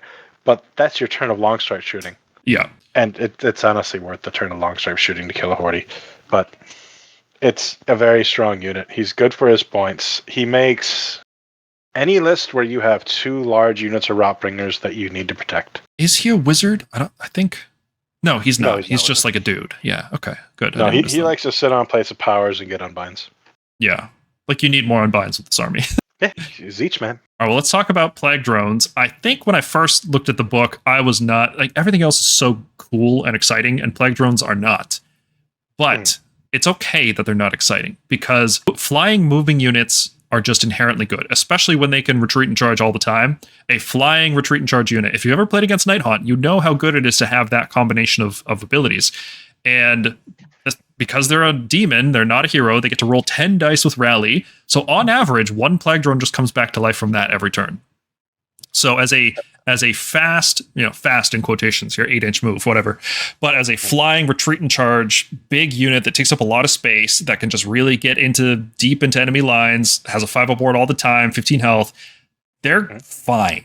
I think they're like a low B tier. They might even be C tier. Because you can't put these guys in the same tier as Pestigors in this army, right? So I think that you can, actually. The thing is, the roles are different. Pestigor is there to absorb damage and do damage. Plague Drones are there to be annoying. They were 170, and they were really good at 170. Now they're 150 for 15 wounds on a 5-up, 5-up. And you were talking about Plaguebearers make the Ghoul viable. So do these, because you get to revive 10 health of them. Yeah, that's true. That's true. Would you ever reinforce them, or would you just use them as an annoying, unreinforced unit? I have reinforced them as memes. Okay, so not a serious thing then. I had one list back when seize the center and take the flanks was a thing. You reinforce 2 groups of them with a 2-inch coherency. You could score seize the center and take the flanks with the same 2 units because of the 2-inch coherency. Yeah. That 2-inch coherency is sneaky good. I really like it every time I see it on units. Especially on flying units, it's really good. Oh yeah, no, I usually send them in. I don't care if they're all in attacking, because unless you're in the sub-faction for them, they're not doing damage. Like, I'm happy if they kill a foot hero. Usually they're running in, hitting something, and then I'm using them to power through away and steal an objective with my 2-inch coherency and 8-inch move. Or I'm putting them in the way to where, like, okay, you need to go chase this unit, or I'm going to get in, I'm going to disease your foot hero, I'm going to hit your shooting unit, I'm going to tie up your cannon. I'm going to do something that you don't want them to do. So you have to go and be distracted by my Plague Drones, while my Glockkin or whatever else I have on the other side of the board is just going to run around and do what it wants to do. Yeah, that's definitely worth mentioning, that Anvil units in Nurgle spread disease, which is inherently a damage thing. So every Anvil is also damage. Every single thing is like, they're the same kind of thing as the Beast and the Nurglings. You can throw them away to do disease, and then they do other things. Yeah, I like them. I like them a lot. I think they're definitely other people are underrating them, for sure. No, it's because they're not flashy. Like, you look at their scroll, it's not exciting. There's nothing there that says, ooh, brand new car. It's like solid every day. I can't believe they went down to 150. I had them staying at 170, which I thought was a fair point. But no, you can. One list I had was just 1 Great Unclean One and then 10 groups of drones. Because, you're giving them extra command points, but you don't care. You've got, 10 groups of drones is 150 health on a 5-up, 5-up, and then you're not going to revive the first turn, but you're going to revive at 2 drones every single other turn with the Guo. plus you've got the 10 rally dice to get some stuff back, you're just going to bury them in bodies that can all retreat and charge, so you can just mold the battlefield however you want to. Is it good? No, but it's really, really funny. It is a great time for Beer Hammer. Yeah, you can just pretend you're Nighthaunt. Yeah, you're playing Nurgle Nighthaunt at that point. It's really funny. Oh, I love it. Well, let's talk about the Great Unclean One. We talked about his main ability, which is reviving stuff. That's the most important thing he does, I think. Spending a command point to bring back half a unit of drones or half a unit of Plaguebearers. That's awesome. His damage is... It's sneaky, right? Like, he doesn't... In combat, he's only 16 max damage on 3s, 2s, Rend 2. So he's accurate, but it's really low max damage. But when you combine that with his Rampage that does mortal wounds, and his shooting, which can be shoot in combat, which is surprisingly good. Like D3 plus 3 on 2 shots is pretty good. And his melee, and then the disease. When you add all this stuff together, like, things start just rotting over multiple phases around him. But just in combat, like if he just gets the one combat phase, he's not super impressive. It should be noted. But you combine that with a Wizard 2, a huge base for enhancements, and his spell, which just gives disease to an enemy in the hero phase, which is actually a useful time to give it, because then you can go into the end phase and then spread it from there. It's pretty good. Like, B tier might be too much. I think he's C tier. I think he's more niche than a B tier unit. But he does feel good. He feels good. I like him. My main thing with him is he's 430. For 40 more points, you get a Glockkin. And for significantly cheaper, you can get like a Bloab that is, or a Festus even. Like, the Revive for Demons is really good. But you usually only want to run a couple groups of demons. Like, 40 players is probably what you're hitting. Nurglings revive themselves, so you don't need to worry about that. And drones are good for him. The main problem I have with him is just his cost. Like, he's good, he's solid. When everything else goes up around him, he'll probably see more play. Yeah, like Rotigus is too cheap. The Glockkin is too cheap. I could definitely see both of them costing more than the Guo. Guo probably seems like a 400 point, not a 430. I don't know how much it matters for a hero this big. 30 points might matter, but there's probably no justification to reduce anything in Nurgle right now. No, and the main reason he's so expensive is because he can get enhancements, but like the best enhancement for him got nerfed, because like you used to always take the D6 healing every turn on him, because that was insane. But now it's just D3 healing, which is fine. It's still good, but like, are you taking that over making him a priest, or are you taking that over Febrile Frenzy? Probably not. And that's where it's hard. But that being said, though, making him a priest with the new prayer lore, which you'll probably only take when the soggy prayer lore is gone, you can send him in, counter chant that priest, and then just disease everything in combat with him. Yep. And then make everything -1 to wound that's in combat with him. Yeah, and a base that big, he ties up so many units. Yeah, I like him.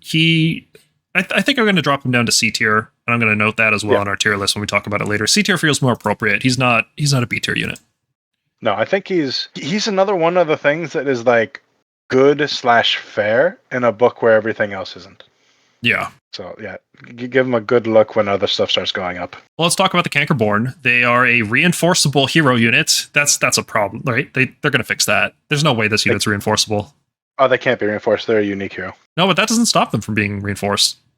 Being unique unique doesn't stop reinforcement, and being a hero doesn't stop reinforcement. The only restrictions are if you're a one model unit, you can't be reinforced. And then specific units say this unit can't be reinforced. So as it's written, these guys can be reinforced, which is probably not correct. That doesn't seem right. I don't think it is. I can't imagine them being allowed to be reinforced. If they are, then... Yeah, because their rules specify while this unit has 2 models. If you could reinforce it, why not 2 or more models, right? So it certainly seems to be the case that they shouldn't be reinforceable. We're going to assume that's the case for this review. I'm going to assume they can't be reinforced, because if they can, I'm going to be running a group of 4 of them in every single list. Oh, they're S tier. Easy. Every list starts with these guys.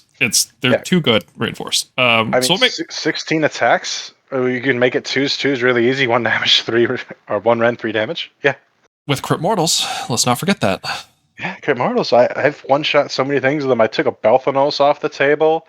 I took an Iridian the Witness off the table in one go. They're just annoying little bastards. I love them. Yeah. So their main use, their damage is good, right? But the main thing you're using them for is because they teleport. They are the teleporting unit in this army, which is not what I expected them to be. But in your movement phase, they can teleport to wholly within 3 inches of a polluted object, which we'll talk about in a sec, or any objective you control. So anytime you have an objective, boom, these guys teleport to it. What is polluted? Well, they pick a objective or terrain within 12 inches in the at the end of any turn, and then they pollute it. It's not a keyword, because the keyword is another thing, which is confusing. We'll talk about it. But effectively, they pollute it, right? And you can have 2 things polluted at a time. So you can pick objectives or you can pick terrain, and then you can teleport to it on future turns. Yeah. It's extremely good. I usually set them up to mark something in the middle of the board on the first turn. Even if I don't get first, they're usually within 12 of something in the middle. Yeah, because it's not wholly within 12. It's just within 12. Yeah. Yeah. And then it's really good. And then you want to give them +2 charge from the Sloppity Bilepiper, because that'll activate on a 2+. And then they're a 7-inch charging unit, like Grandhammers were in 3rd edition. Yep, and you use the spell to give them no commands, so that they can't be redeployed away from, and they can't all-out defense them hitting them. Yep. They've gone in and removed a lot of things that my opponents didn't think I was going to be able to touch that turn. Yeah, so they are a very sneaky unit in an otherwise honest army, right? Like, Nurgle is pretty straightforward. It moves, it fights. It's got a couple of movement tricks with like Nurglings and beasts, but overall it's probably a pretty honest army, and these guys are the rule breakers. They hit hard, and they have sneaky teleports. So that makes them close to an auto-include. I don't think they're quite there yet. No, they're not in every list. That's a good argument to put them in most lists. And like a lot of the thing that people are is there's no restrictions on the teleport. I can teleport out of combat. I can teleport if I'm in the corner. It doesn't matter. I can run away from you. Yeah, they're hard to pin down. They are pretty fragile, right? They're only 12 health, which is not, for this army, that's pretty poor. So I kind of treat them like a teleporting chariot type unit, right? They get in, they get the job done, and then they probably die. I was kind of thinking of them as like a Troggoth. Like the, what is it, the Dankborn? No, the one Troggoth here, the one that's holding the centipede. Yeah, the Dank. It's kind of like that. They'll run in, do some swingy damage, but if your opponent dedicates to them, they're going to die. Yeah, doesn't take much. And once because they lose half their damage after taking 6 damage, that's pretty significant too. So they're kind of like the anti-Nurgle unit. Like, they don't fit quite well into what the rest of this army is doing, but that's what makes them so good, is because you need a little bit of what you're not doing. Yeah, no, it feels like they wanted to make a scroll for this, and somebody's like, I really want the Cankerborn to be good. And everybody's like, let them have it. Let them do what they want. And then they made them, I think, a little over good for what they want to do. But if they go up in points too much, I don't think they make many lists, is the thing. Because like, for their points, they're good, they're strong, and they do a job that we have nothing else that does their job. Yeah. I'm not sure if a teleporting unit fits these models in particular. I don't know if that's the right move, but it works. Like, in terms of gameplay, it's good. I think lore-wise, they're like terrain or something, or like they're earth that was basically like brought to life through disease or something like that. So like they're incarnates kind of thing. Yeah, to me that says they should come out of reserve, not that they should teleport around. I could definitely see them having a deep strike instead. Yeah. But I'll be honest, as playing an army that hasn't had movement shenanigans since the run and charge off the tree, I'm kind of happy to have something. Well, you lost the run and charge, so this definitely makes up for it. I mean, we deserve to lose that run and charge. That was shenanigans. I tabled so many people with flies with that thing. Nurgle should be a slow army, right? That's just, They can't be a fast army. Yeah, no, it can't be. We have too many other things going for us. Yeah. Well, let's talk about arguably the support hero for the Cankerborn, which is the Sloppity Bilepiper. I'm not going to bother talking about what he does to enemy units. You don't care about that. What you care about is that you can give a demon unit +2 charge. And you just roll. And what? And +2 run. And +2 run, yes, which could certainly matter. But yeah, giving a demon unit +2 charge, Cankerborn, obvious choice. You teleport them, and then you get a +2 charge. That's good. That's good enough. Giving even a Great Unclean One +2 charge, giving Plague Drones +2 charge, giving Plaguebearers +2 charge, right? It helps negate redeploys. It helps you more reliably get in. It helps you get deeper in with flies, especially with their flying and 2-inch coherency.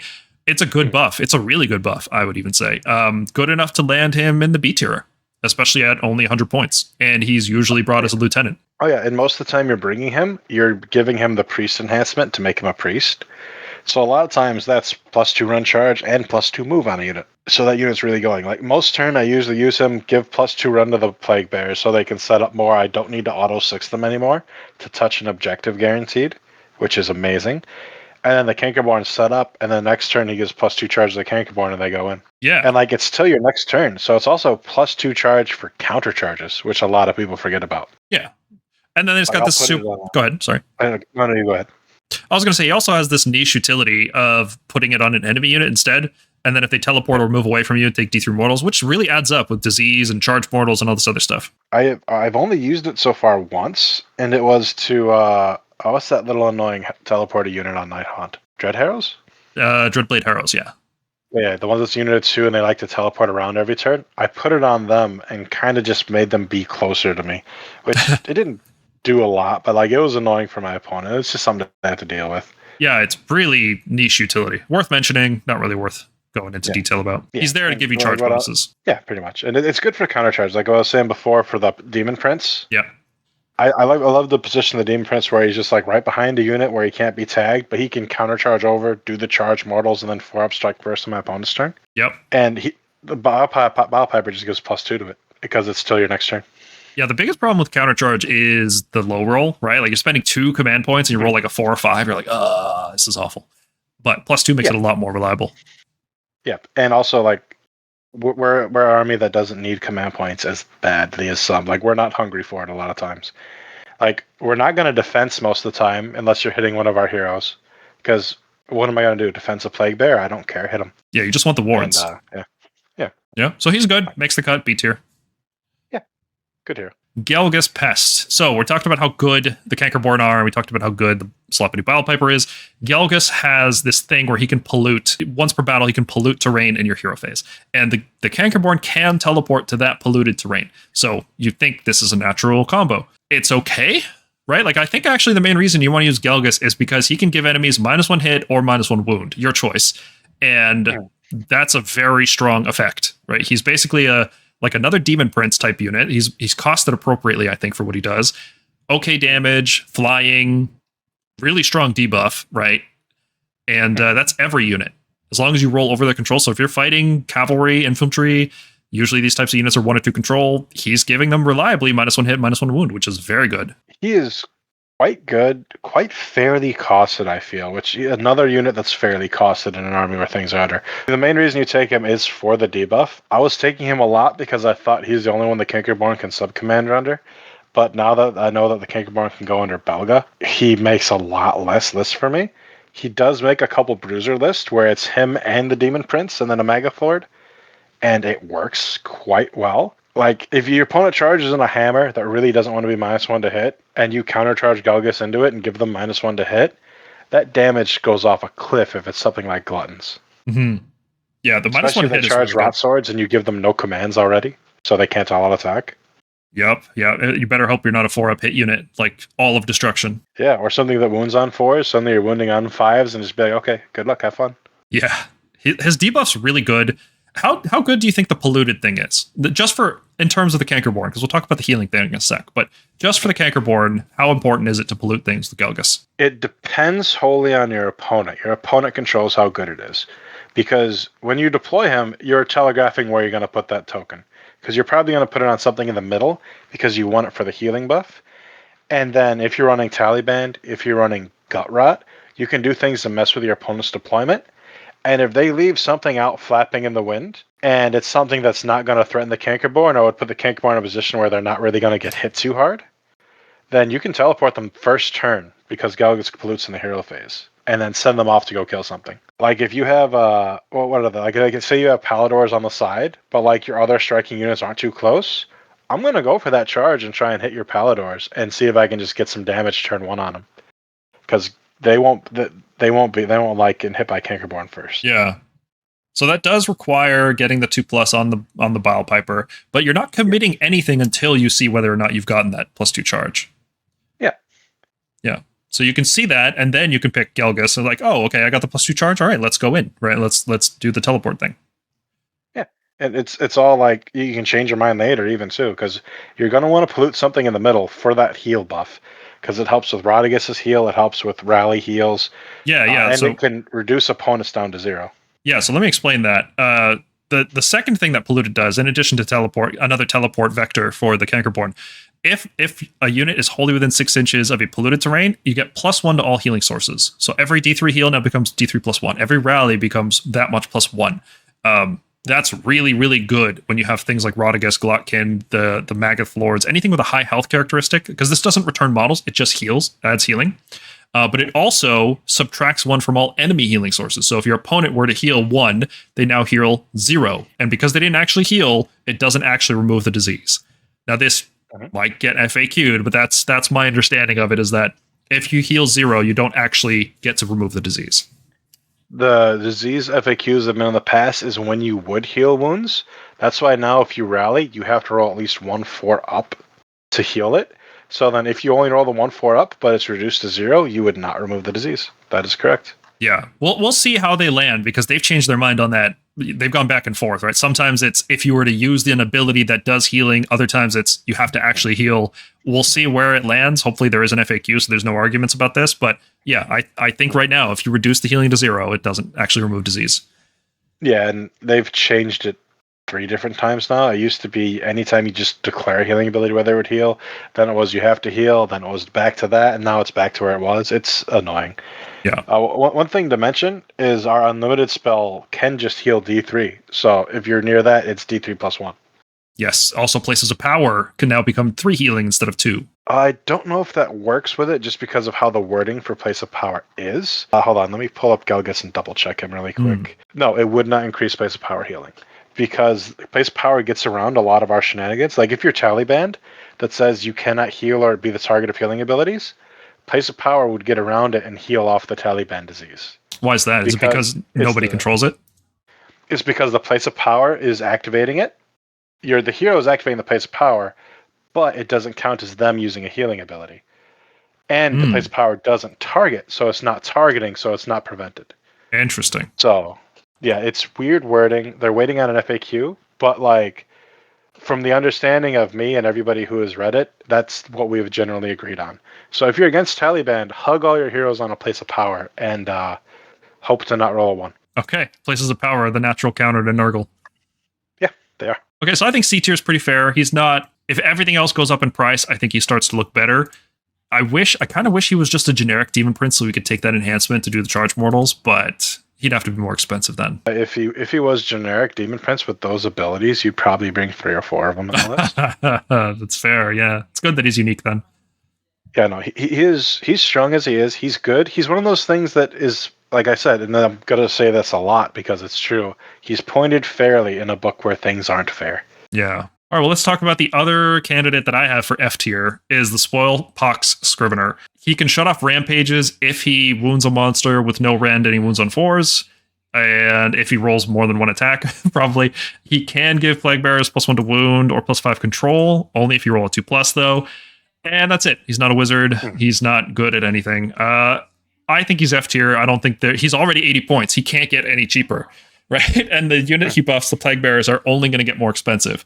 So I think this guy just looks worse with every update, and he's already unplayably bad. That's my opinion. He is the 3rd sub-hero you'd want to take when you probably don't have room for more than 2. He has a place, and that place is a 60 Plaguebearer list, and that's his really only place. You can forget about the Rampage ability. It's 7 inches. If a monster gets that close to you, he's probably killing you. Covering fire, bro. Like, if you get it, you deserve it at that point. Like, that's one of those things where, like, you know what? If you get the 12-inch counter charge, you deserve it. Roll it. Like, he did a good job. But, like, that part's not... I don't even remember that's part of his scroll, because it doesn't matter. He's there to give Plaguebearers +2 to wound, or +1 to wound. He's there to make Plaguebearers 3s and 2s. Okay. I don't love that. They're on crit mortals. +1 to wound is very marginal on that unit. Yeah. So I think he's F tier. Or would you say he's D tier? Because I don't think he's getting any cheaper than this. No, they can't make him cheaper. Yeah. I mean, honestly, they could. But, like, even if he's cheaper, would you? No. Still wouldn't. Because if it was stuff I want. If it was guaranteed +1 to wound, yes, maybe, right? But the fact that it still can fail, like oh god. He needed something else in addition. Like if he gave +1 attacks to Plaguebearers and was 120 points, he'd instantly be an A tier probably. Yeah. Even if it was a 2-up. But +1 to wound is just not as valuable on Plaguebearers.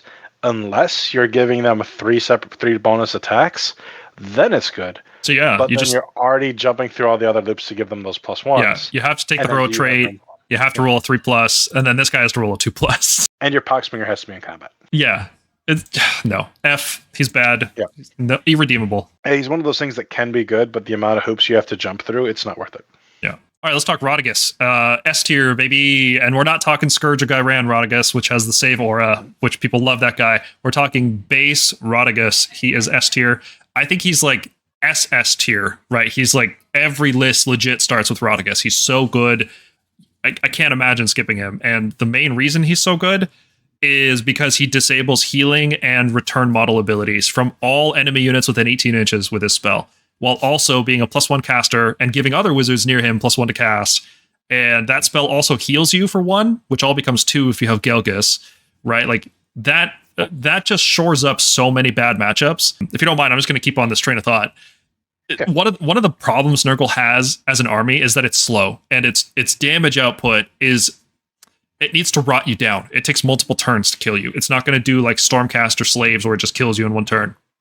It's going to rot you down over multiple turns. And the natural counter to that is other defensive armies that return models like Nighthaunt, Skaven, other Nurgle lists, right? So if you can just say all of those armies, the worst possible scenario, no. I'm just going to say no to those armies. And there's not really much your opponent can do about it because you're not unbinding a +2 cast Rotigus, right? So he just shores up that matchup completely. So everything else in your army can deal with every other army. Rotigus wins that matchup. So I think that for that reason alone, there is a lot of other stuff, but for that reason alone, I'm putting him in the S tier. He should be in every single Nurgle list. There's only like 1 or 2 I can think of where you don't, and one of them is the Mortal ROR, which if you're playing that, you're there for some quality beer hammer, and you miss the wheel a lot. But no, he should be in every list. The +1 to cast is amazing. Giving +1 to other wizards is even more amazing. His scroll, he lost his Nurglings, but he gained 2 more 2-rend attacks, which I think is a fair trade. His Rampage is bad. You don't care about the Rampage. But the main thing is, it's not that bad. It never comes up, really. No, like if it's a bonus. You're not charging him into a brick of infantry because you don't. That's not what he wants to fight. He wants to go kill that one little thing with a good save because he's got 2-rend. It's and you're not really wanting to throw him in combat anyway. He's the support piece that waits around until turn 3+ when everything else is whittled down, and then he runs around invincible and throws spells at everybody. Like the support that he provides to the army is completely invaluable. Like if you can spend your whole turn and just kill your opponent's Rotigus, 9 out of 10 in the matchup, that's a really good thing to do. Very good turn, yeah. Yeah, and he's not easy to kill. 22 health, 4 up save, 5 up board. You can easily make him -1 hit with cogs, or you can shut off commands with Geminids near him. Like there's lots of ways to make this guy even tougher, and then all the healing that Nurgle can pack in. If you don't kill him in 1 turn, he is going to heal back to full, very likely. Oh, yep. I played a Hellsmith game, and they did 16 damage to him over a turn and a half. And 2 turns later, I was at full health. Yeah. Yeah, he is very good. But tell you what, though, the look on your opponent's face when they do that much damage, and a few turns later, you're like, I'm at full health, it's really nice. It feels like a Nurgle thing to do. So this guy is really good. There's definitely an argument that he's undercosted because he's so cheap and all the units are so cheap that the fact that he's 410 for a support piece, like on the Stormkeep, we squabble over like Ionis costing 380, and we think that's too much for a support piece. This guy's 410, and it's like he could be like 510, 540, and you'd still use him, I think. After I saw his scroll, I was putting him at 460 because he's really good support piece, but his damage and stuff is a little eh. It's like what's the casty dragon for you, Krondus? Yeah. It's kind of like that, but a little bit less offensive. I think Krondus can actually fight fairly well. He's okay, If Rotigus does damage in melee, you're happy. You're never sending him in and hoping to do damage, because he can do damage. He's still 5 attacks, 3 streaks, 1-rend, 3 damage, and 4 attacks, 2-rend, 2 damage. But like, that's not what he's there for. That's not his role. His role is to sit in the back, buff all of your casting. You combine him with Belga, so everything is +2. Yeah. And you just have a lot of utility with him. He feels like the Usharan of this faction, where Usharan does a lot more damage, but Usharan was also 460, right? So I think this guy, for how good he is, could be similarly priced to what Usharan was. Yeah, he could easily go up to 440, 450, and he'd be in every single list still. Still, yeah, he's incredibly good. Now, I think the bigger thing for his cost is just how cheap everything else is, because when you're spending 400 plus on basically a pure support piece, everything else has to be as efficient as possible. This is a problem we have with Krondus, since you mentioned him. When we run Krondus, everything else has to be really lean, so we tend to pivot into our efficient units like Questor Soulsworn a lot more when we play Krondus, because he's so expensive, everything else has to be cheaper. Rotigus doesn't have that problem. He just doesn't. Yeah, no, because everything is cheap, and even if then, like, we're not relying on our units to do damage, we're relying on disease and chip damage. Exactly. So it's wonderful. He's fantastic. Which, let's talk about the Scourge of Gyran version of him. So he's just as good as he was before. The thing is, the context has changed completely, right? Nurgle is no longer the Blight King -1 save spam army. So this still works, right? Like the -1 save aura is still really good with units like Pestigors, Rotswords, arguably even Blightlords, like if that is ever a build, right? -1 save is really good in those armies. But the whole army just cares a lot less about regular damage. They care a lot more about disease damage now. So the Scourge of Gyran version just looks worse. Not bad. I think it's still like a B tier choice. Like if you're using Rotswords, there's definitely an argument for using this version of Rotigus, because you're not trying to grind people down with disease, you're trying to just kill them. He's better if you're trying to play a quick match. If your plan is to go in and blitz people off with Blight Swords, Pusgoyles, or you're doing a very aggressive monster mash list. But those aren't the things we excel at. If you're playing that style of list, then like I love a 3-ren Glotkin as much as the next guy, and it is a terrifying thing for your opponent to have to fight. But you're playing in a way that is not as tuned to the army. He's still good, but he's not every list. Like you were saying. Like I haven't touched him once since we got the new Rotigus, just because the anti-healing is just amazing. Yeah. That being said, this Rotigus' Rampage is really, really good. Yeah, rolling over save characteristic is fantastic. Yeah. Well, one thing I didn't get to mention about the other Rotigus too is his ability stops any ability that would heal. So it doesn't matter if that ability had something else. Like I was playing against Ogres the other day. He couldn't use his Feasting because it does damage and then heals. Oh. Because it's a healing ability, he couldn't activate it. Yeah. That's cool. Like anything that has the healing as a secondary effect, you just don't get to do. Yeah, that's even better than Gelgus reducing healing, right? Like, really, really strong. It's a really silly mirror match because it's whoever casts their Rotigus first. Because the Rotigus spell stops the other Rotigus from casting, and it stops all of your Fleshy Abundance because it would heal as well. Yeah, you're right. Yeah, that's awesome. It's really annoying. I hate the mirror match now. Well, let's talk about the Glotkin. The only good damaging unit in the army. Like everything else requires unreliable dice rolls or positioning. The Glotkin just works. He just does damage. He hits like your best reinforced Pestigors unit, but with 2-up wound, 2 rend, 3-up hit, no companion weapons. Yeah, he's just good.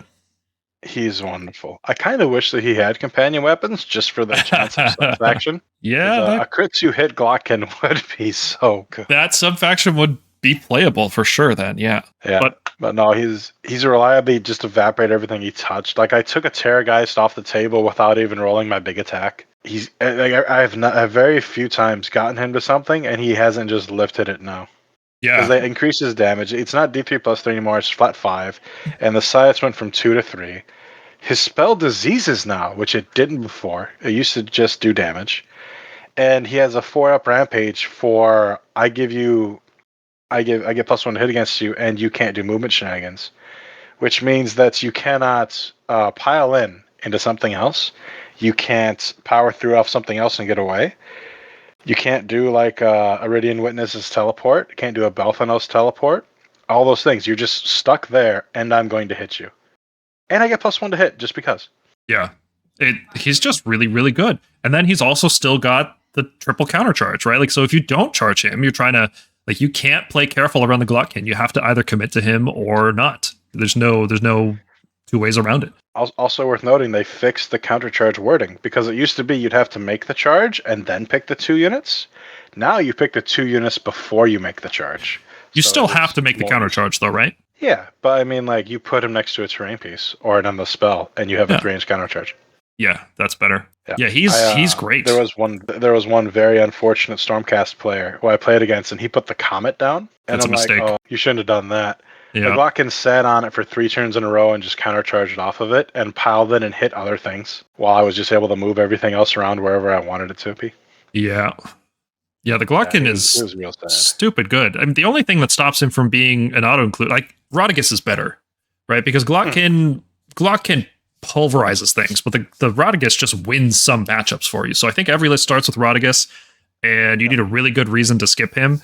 And I think you can definitely run both these guys. You can run Rotigus and Glotkin together. I don't think that's a bad list at all. I think that's actually a really good list. Every list I have with Glotkin also has Rotigus. Yeah. Because you're also getting the Glotkin to +2 to cast with his spell, which is really good against monsters, or even like just a chunky unit you want to put disease on.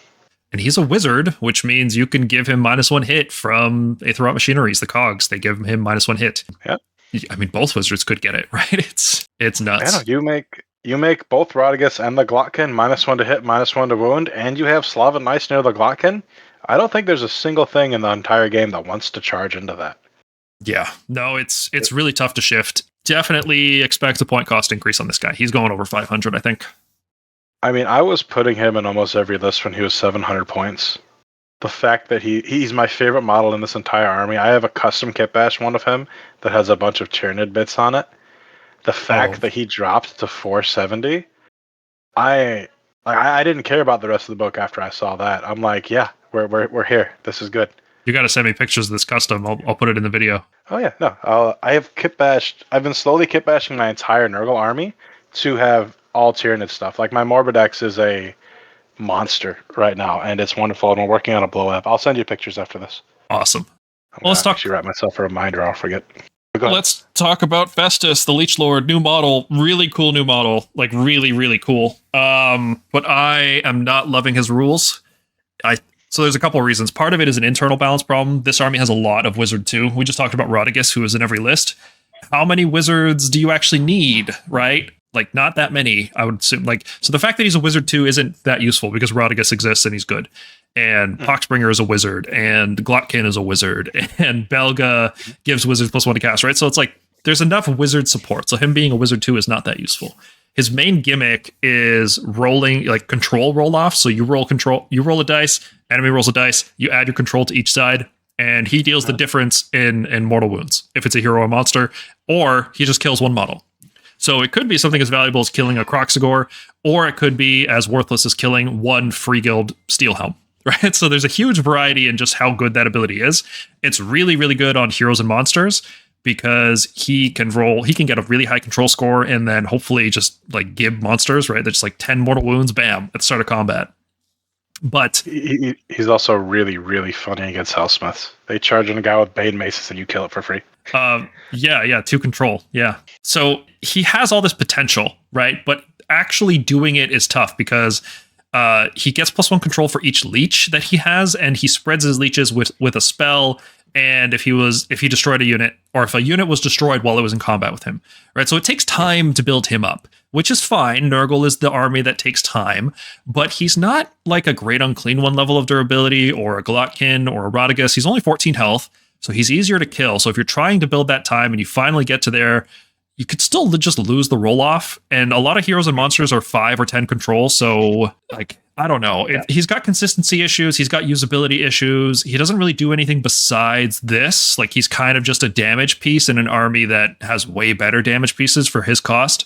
And his support doesn't add anything that you don't already have. So yeah, I'm not loving it. I think it's D tier. I don't think he can get cheaper, but I don't think it's worth its price either. When I first looked at him, I completely wrote him off, but I test every unit in the book. I tested him through several games, and he's either kind of just been there and been good spell support, or he's taken over the game and won it for me. And there's not an in-between. And the problem is, it's how the rest of the army goes, because he's a model that is extremely good turn 3, 4, 5. If he's in the right position, because he moves 5. But you really need to play to his strengths to make it happen. Your opponent has to let it happen, because you need to get the leech points. It's not hard to get him to 10, 12 control. But getting to 10 toe of control and then also being useful with that ability because you can't have charged is hard. Yeah.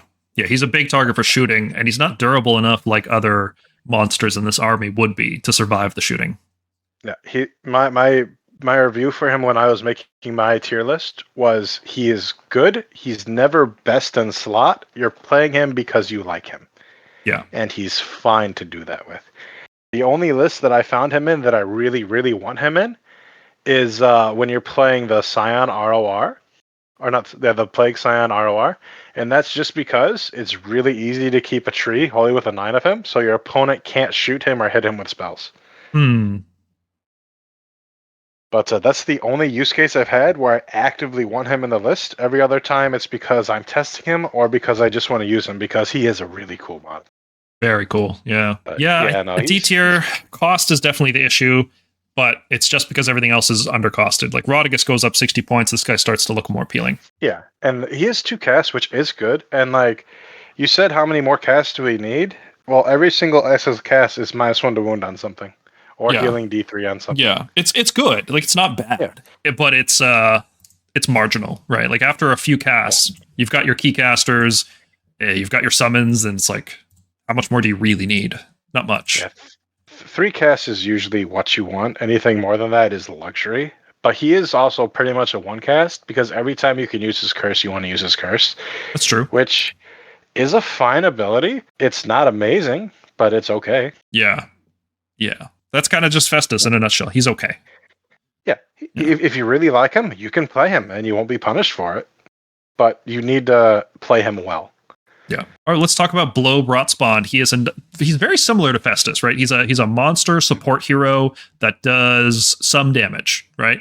He's got the same body as Morbidex and Orghotts, except instead of, anything terrible like Orghotts is just a beat stick, Morbidex heals himself. He's got a really, really, really good spell. In fact, his spell is so good, it puts him almost into A tier consideration, but because it's not a unique spell, you can't really put him into A tier. Like if he was the only source of this effect, he'd be maybe even S tier. So not to bury the lead, his spell shuts off weapon abilities. You buff a friendly unit to disable all weapon abilities against them. So no charge +1 damage, no crit mortals, no anti-infantry, no anti-monster, none of this stuff. And it works on melee and shooting attacks. So if your opponent is shooting with long strikes and they have anti-hero, and crit auto wound, sorry, none of that, no more of that into this unit. So Glutkin becomes even tougher to take down. Rotigus becomes even tougher to take down. And that spell is enough to make him playable. Better than playable. I think he's actually quite good. I think that he is the main reason you won't bring Festus. Because for 50 points cheaper, you get this. The same defensive profile, about the same offensive profile, and a better spell. Yeah, much better spell. And because like you said, Festus is basically a 1-cast wizard because he needs to use his curse every time. Yeah. So, yeah. Can you spend 270 points for another support wizard in this army, though? I think that's the struggle. Like Rotigus is cheap, but spending another almost 300 on top of that for more supporting wizards, like his damage and health starts to become a liability when you start spending that many points on support. He goes into certain lists. He's not every list, but he's a part of my double Demon Prince list. And he's part of a few other bruiser lists. And he's my crit to hit subfactions list. Like he's always a really strong consideration, but it's like, are you taking this over the ROR Prince? Are you taking this over the Cankerborn Sloppity combo? And are you taking it over Orghotts, who's just a solo melee piece? And he fits in there sometimes, but it's not every time. Yeah. His shooting's also decent, right? Around 14 max damage average is not bad. No, and it's a good Overwatch because it's 2s to hit. And if you're in the crit to hit subfaction, it counts for that. Crit to hit on the shooting. Oh, yeah, fair enough. Hadn't considered that. Yeah. It's something that is good. It's more of a bonus. Like I've had his shooting go in and do 2 or 3 damage. I've also had him spike and half health. What's his name? The big centaur guy in Destruction. Kragnos. Yeah, I've had him half health of Kragnos. It was a really lucky roll, but it can happen. So I think he is good. He is strong. He's well worth his points. It's just whether your list can afford him. Yeah. Do they need that role and do they have the room for the role, or do you just want more screens? Well, it's hard to argue with 3 more units of Pox-Wretches, basically. That's the theme of the book, though. Is this better than Pox-Wretches? Man, I can bring the Glutkin at 470, or I could bring 5 units of Pox-Wretches. Think about it, man. Okay, let's talk about Orghotts, the last of the Maggothlords. He's just a beatstick, right? He's the same cost as Bloab. Instead of wizard and a good spell, you just get more damage output, which is kind of cool. He does also have this really important buff. You can give all friendly units +1 to wound against an enemy unit, so he's a force multiplier. How important is it to give +1 to wound in this army? Like, if you're using Rotswords, it's more important. If you're using Pox-Wretches, less important because you're relying more on diseases. So I have trouble putting him any higher than C tier because he's a decent buff, but he's not buffing the best units. Like, he's buffing B tier units, right? So and his damage and stats and everything aren't great for his cost. He's not bad. He's not unplayable, but he's not great either. He is he fits into two different roles for me. He either is a bruiser that will go about, do his own thing. It's still 14 wounds on a 3-up save. Nothing is going to want to tango with that without having some serious hitting power. Or he's going to sit there and be buddy-buddy with Pestigors and Rotswords and give them that +1 to wound. So he has his place. He's well worth his points, and he's good. He makes so many lists that I make in the crafting phase. But in probably almost half of those lists, he comes out because I need something else. Yeah, he could just be 20 more Pestigors. I think that's his biggest issue. Yeah, he's 20 Pestigors, or he's 20 brick of Plaguebearers, or he's that. He's really good, but you need to have that affordability in the list to put him in. Every time I've played him, he's been more than well worth his points. He went in one-shot a Vampire Lord on Zombie Dragon for me the other day. Mm-hmm. And he's just good. His damage is good. He's the 3rd highest damage in the book. Yeah, I think it's Glottkin, then a great Unclean One with its shooting attack included, and then Orghotts. Yeah, he's not bad by any means. It's just a fairly costed model in an unfair book. Yeah, and his role is hard to justify in some lists, but like you'll almost never not get value out of him. He's hard to remove. He does okay damage. Like the 7 attacks, 3s, 1 run 2 damage is nothing to forget about, especially since you can very easily make that 2s and 2s with his 3-up +1 to wound and an all-out attack. Yeah, he's not bad. Yeah. Of the 3, it's hard to say one of the Maggothlord. Like, they're all playable. I think Bloab's my favorite just because the support spell is so obviously good. But this guy's probably my 2nd favorite, and then Morbidex is like Nurgling fun times, right? Yeah, they all fit into different roles. Bloab can go into almost any list where you have the points and don't need a beat stick. Orghotts wants to support mortals. Morbidex if you have the extra points for Nurglings. Yeah. So, like, what I tell everybody is when they're getting into Nurgle, buy a Maggothlord kit and magnetize the rider so you can use all 3 of them and find out which one you like. It's good advice.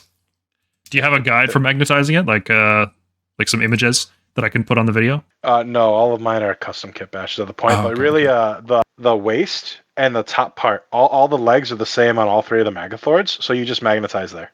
Oh, nice. Easy. Yeah, it's a very easy job. All right, well, let's talk about Belga. We've mentioned her. Her presence has been felt in this review thus far. She's S tier. Why is she S tier? Because she's a priest, we haven't talked about priests at all yet in this review. This army has priests, and they are incredibly strong, because the prayers are incredibly strong, and because Belga gives all your priests +1 chant. Or she can give your wizards +1 cast, whatever you need, right? One of those 2 things is active. She's also got a pretty good prayer herself. And she's only 120 points, and she can bring Cankerborn, and she can bring Lord of Plagues, and how much else do we need to say? She's amazing. She might be the best priest in the game. I was when I did my theory craft and was putting points, I put her at 170, and I was still bringing her every time, and she's 120. Yeah, I thought it was fake when I saw it, because there's no way that a hero with this much utility and this much strength is 120. Every single list starts Rotigus, Belga, and then what else do you want to put in? Yeah, she's so cheap. For reference, Stormcast have a Lord Relictor, right? The guy who has a direct phone line to Sigmar himself, 120 point hero. All he has is a 1 chant, and he has +1 to chant. That's it. Belga is just strictly better. It's so crazy how good she is. Yeah, if you really need it, you go for a 5-up on Frothing Mucus to show off weapon abilities, or like there's a guy over there that needs to die. All right, 5-up, I get to do the nuke. Oh, I hit a 5. Now I've got 7 dice at 3-up mortal wounds at you, and you're all the way over there. Yeah, the only downside is that she just doesn't work in magical intervention, so you don't have those bonuses in the enemy turn.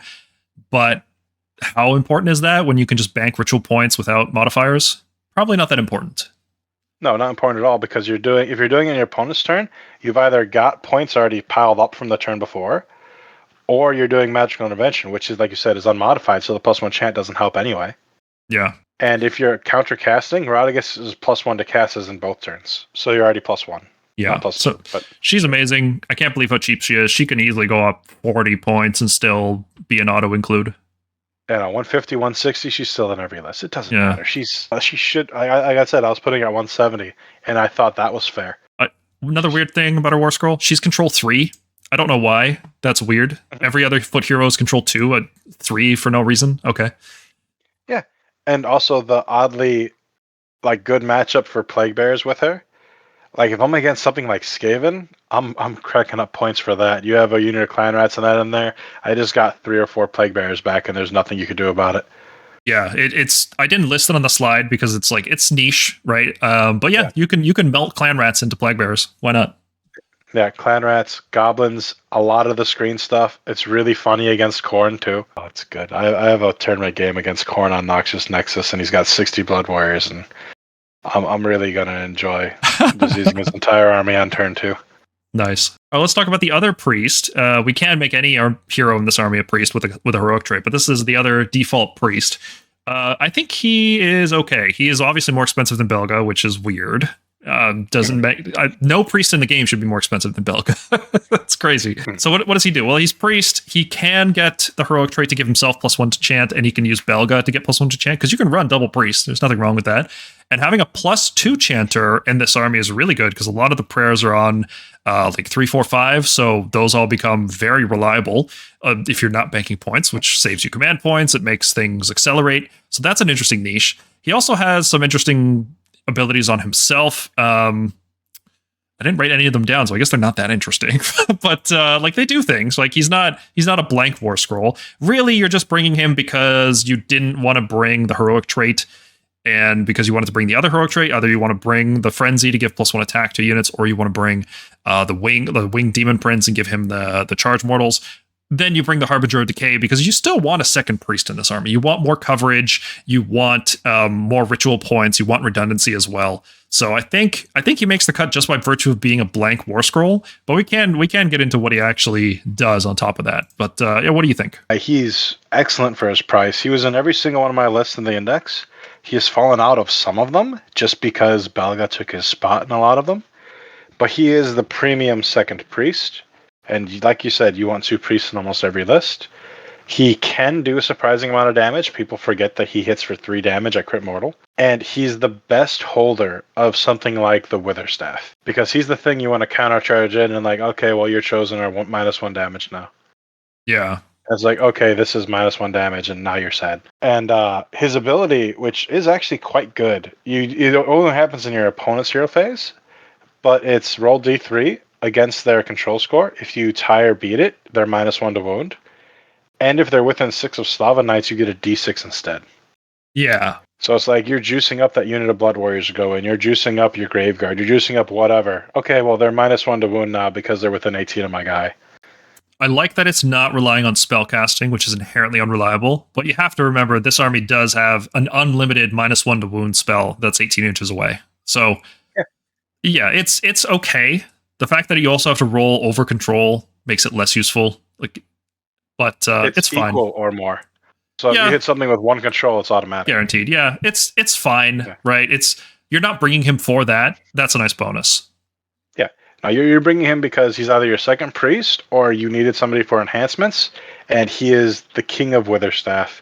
He's also a good holder of Frenzy, and if you don't need Frenzy, you can do the +2 to chant, because then you'll get all the normal chants will be on 2s. Without Belga, they'll be on 2s, because all the soggy chants go off on 3s. Yeah. And then the enhanced versions, if you have the +2, would go off on 4. Yeah. It's so he takes out a lot of inconsistencies. Yeah. I can't really justify putting him in B tier, because I feel like the way I play is I like the value game. I would take the priest trait almost every single time. For me, it's priest trait or the charge mortals and the demon prince. If those would be my options, I don't like the inconsistency of frenzy. So because for me personally, I would probably not. I'd have another priest, right? So this guy ends up as a 3rd string priest for me in a lot of my list building, but I can definitely see him being better than what I think.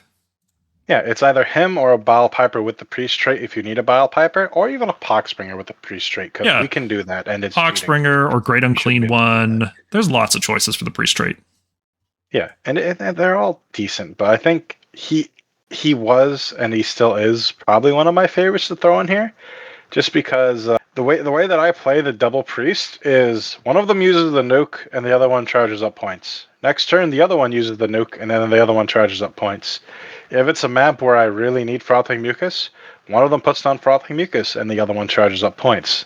And I just have that bonus one going every turn. And Belga makes it more reliable too. So it's obnoxious. Like, I can always say my Glockin has Frothing Mucus, or I can always say I'm going to snipe your guy out of the tower with my Priest, the Gobrock Tower, which is so satisfying to do. Yeah, a lot of people forget that you can target the heroes that are in garrisons. You just can't target them with attacks. Yeah, I've had 3 or 4 games where I've just counter-prayed and sniped something out of the tower, because it's 7 dice on 3 ups. You can spike fairly reliably and do 5 mortals. Yeah. Well, let's talk about the last supporting hero. We've got the Rotbringer Sorcerer, who is a wizard 1 with no signature spell. So he's just casting lore spells and summons. But really, he wants to cast lore spells because his effect is very good, reduces wards by 1 if you targeted an enemy with a spell cast. So that can fail. That's on a 2+. And the spell has to actually succeed as well. And spells can fail. And the spells are only 18-inch range. And he does nothing else besides this. And he has to go into his own regiment. So strong effect. Reducing wards is good, especially if you're playing like the Rotswords style where you're just killing stuff instead of trying to disease it down. Reducing wards for diseases is good too, right? Like, he's not a bad guy by any means. It's just a consistency issue. And oh boy, there's so many other heroes you want to bring besides this guy. He is the slightly better Poxbringer when you don't have Plaguebearers. If you have Plaguebearers, you want the Poxbringer. If you have the extra 10 points, you probably just want Foulhoof because his spell is more useful. The -1 to ward isn't anything to sniff at. Like, it's still good. Bringing a 5 up to a 6 up is a world of difference in damage as somebody who plays Nurgle against Sylvaneth a lot. Like, it can matter. His main job is to sit there and cast no commands on an enemy and then give them the -1 ward. Yeah. Which is a good thing to do. Like, he's good. But, like, again, finding room for him when most of our lists are already 4 and 5 drops is the main problem. Yeah, it's a tough value proposition. If the rest of the army goes up, this guy definitely starts to see a place in this army. Like he has a place now. It's just you have to be in that unique position when building. Be like, okay, well, this Poxbringer could be a Rotbringer sorcerer, or I don't think I need the -1 rend because I'm doing mostly Plaguebearers and stuff, or something like that, and it doesn't help. Or I'm just using a bunch of Pox-Wretches. Because if you're using Plaguebearers, you're using Poxbringer anyway. Like, there's unique scenarios where I've wanted him in lists, but those are he's a niche fit. He's a niche fit. Yeah. All right, so I'm compiling all the units together into this single tier list to make it easy to visualize.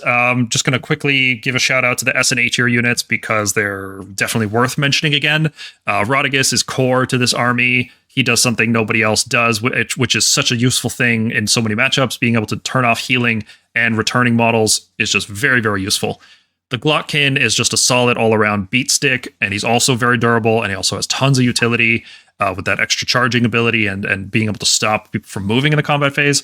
And Belga is just makes everything much more reliable because you're relying on priests and wizards to cast their spells and chant their prayers. None of that is reliable inherently. There's no guarantees in this army like the Beacon of Azir and Stormcast. So being able to make it more reliable as possible, is a very useful thing. And she's a very cheap priest, and we'll talk about how good the prayers are in just a minute. And then in the A tier, we talked about the Demon Prince. We didn't have a dedicated page for him because he's not in this book. But in this army, the Demon Prince with the heroic trait to do charge mortal wounds is very, very good. Excellent unit. Does a lot of damage. People don't expect it. And then he chains that into a 4+ strike first. And yeah, he can kill stuff, which is something a lot of other stuff in this book doesn't do. Yeah, he's one of our scalpels. He's the I need that support hero dead with the charge mortal wounds and stuff.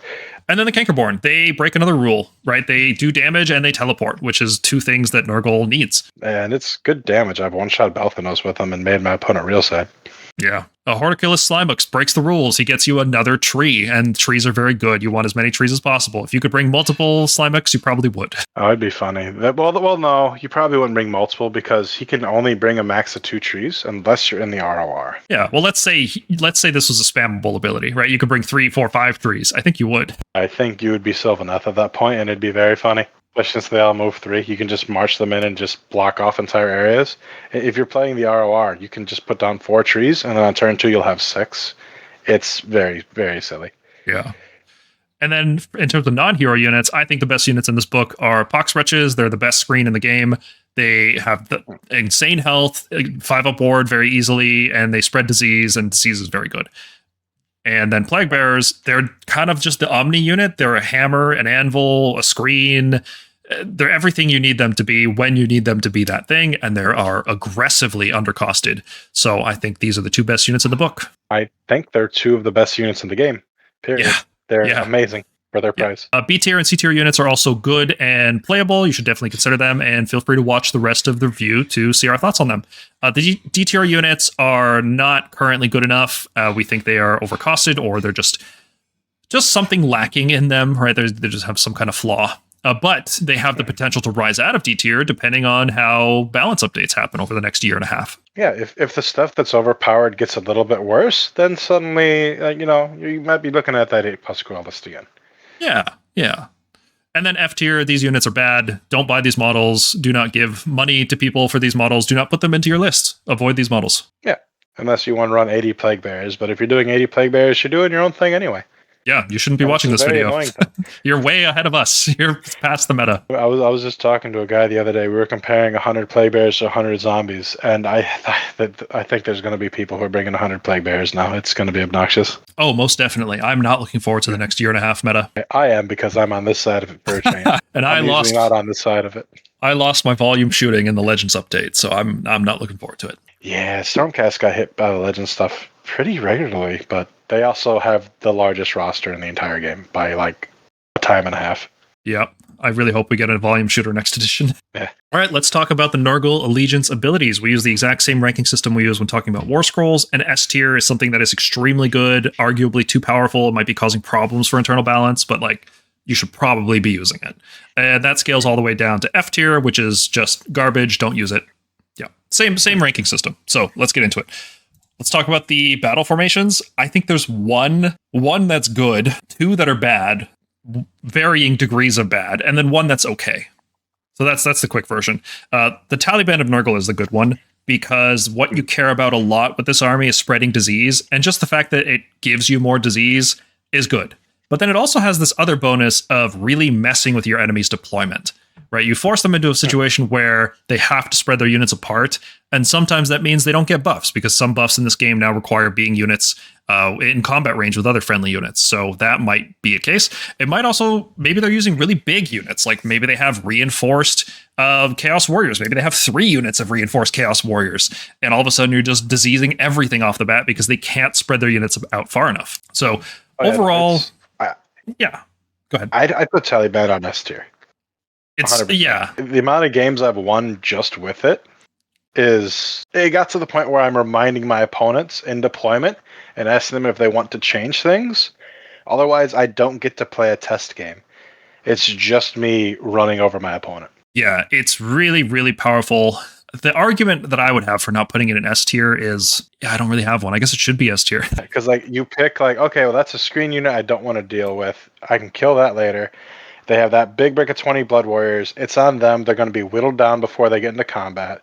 They have that support hero that if I roll the 5 or 6 and get it on there, I have a fairly good chance at just killing it before they can heal it. And then they lose their 1 caster. They lose their 1 priest. They lose what they needed to play efficiently. Yeah, and it might be S tier by virtue of the other ones being so much worse. It's so... I wish there were good battle formations that could compete with it, but there aren't. This is on a tier of its own. I'm the guy that tests everything. I've tested every single one of the battle formations. They all have a use. But Taliban is it's like the Swiss Army knife, but instead of a knife, it's a machine gun. The benefit of making your opponent deploy odd is what you would take Affliction Assist for. And it's a value enough back in the old days to just do that. But now you get to do that with an actual good upside that isn't, losing you any damage. It's really good. Plus the extra D3 damage on the spread.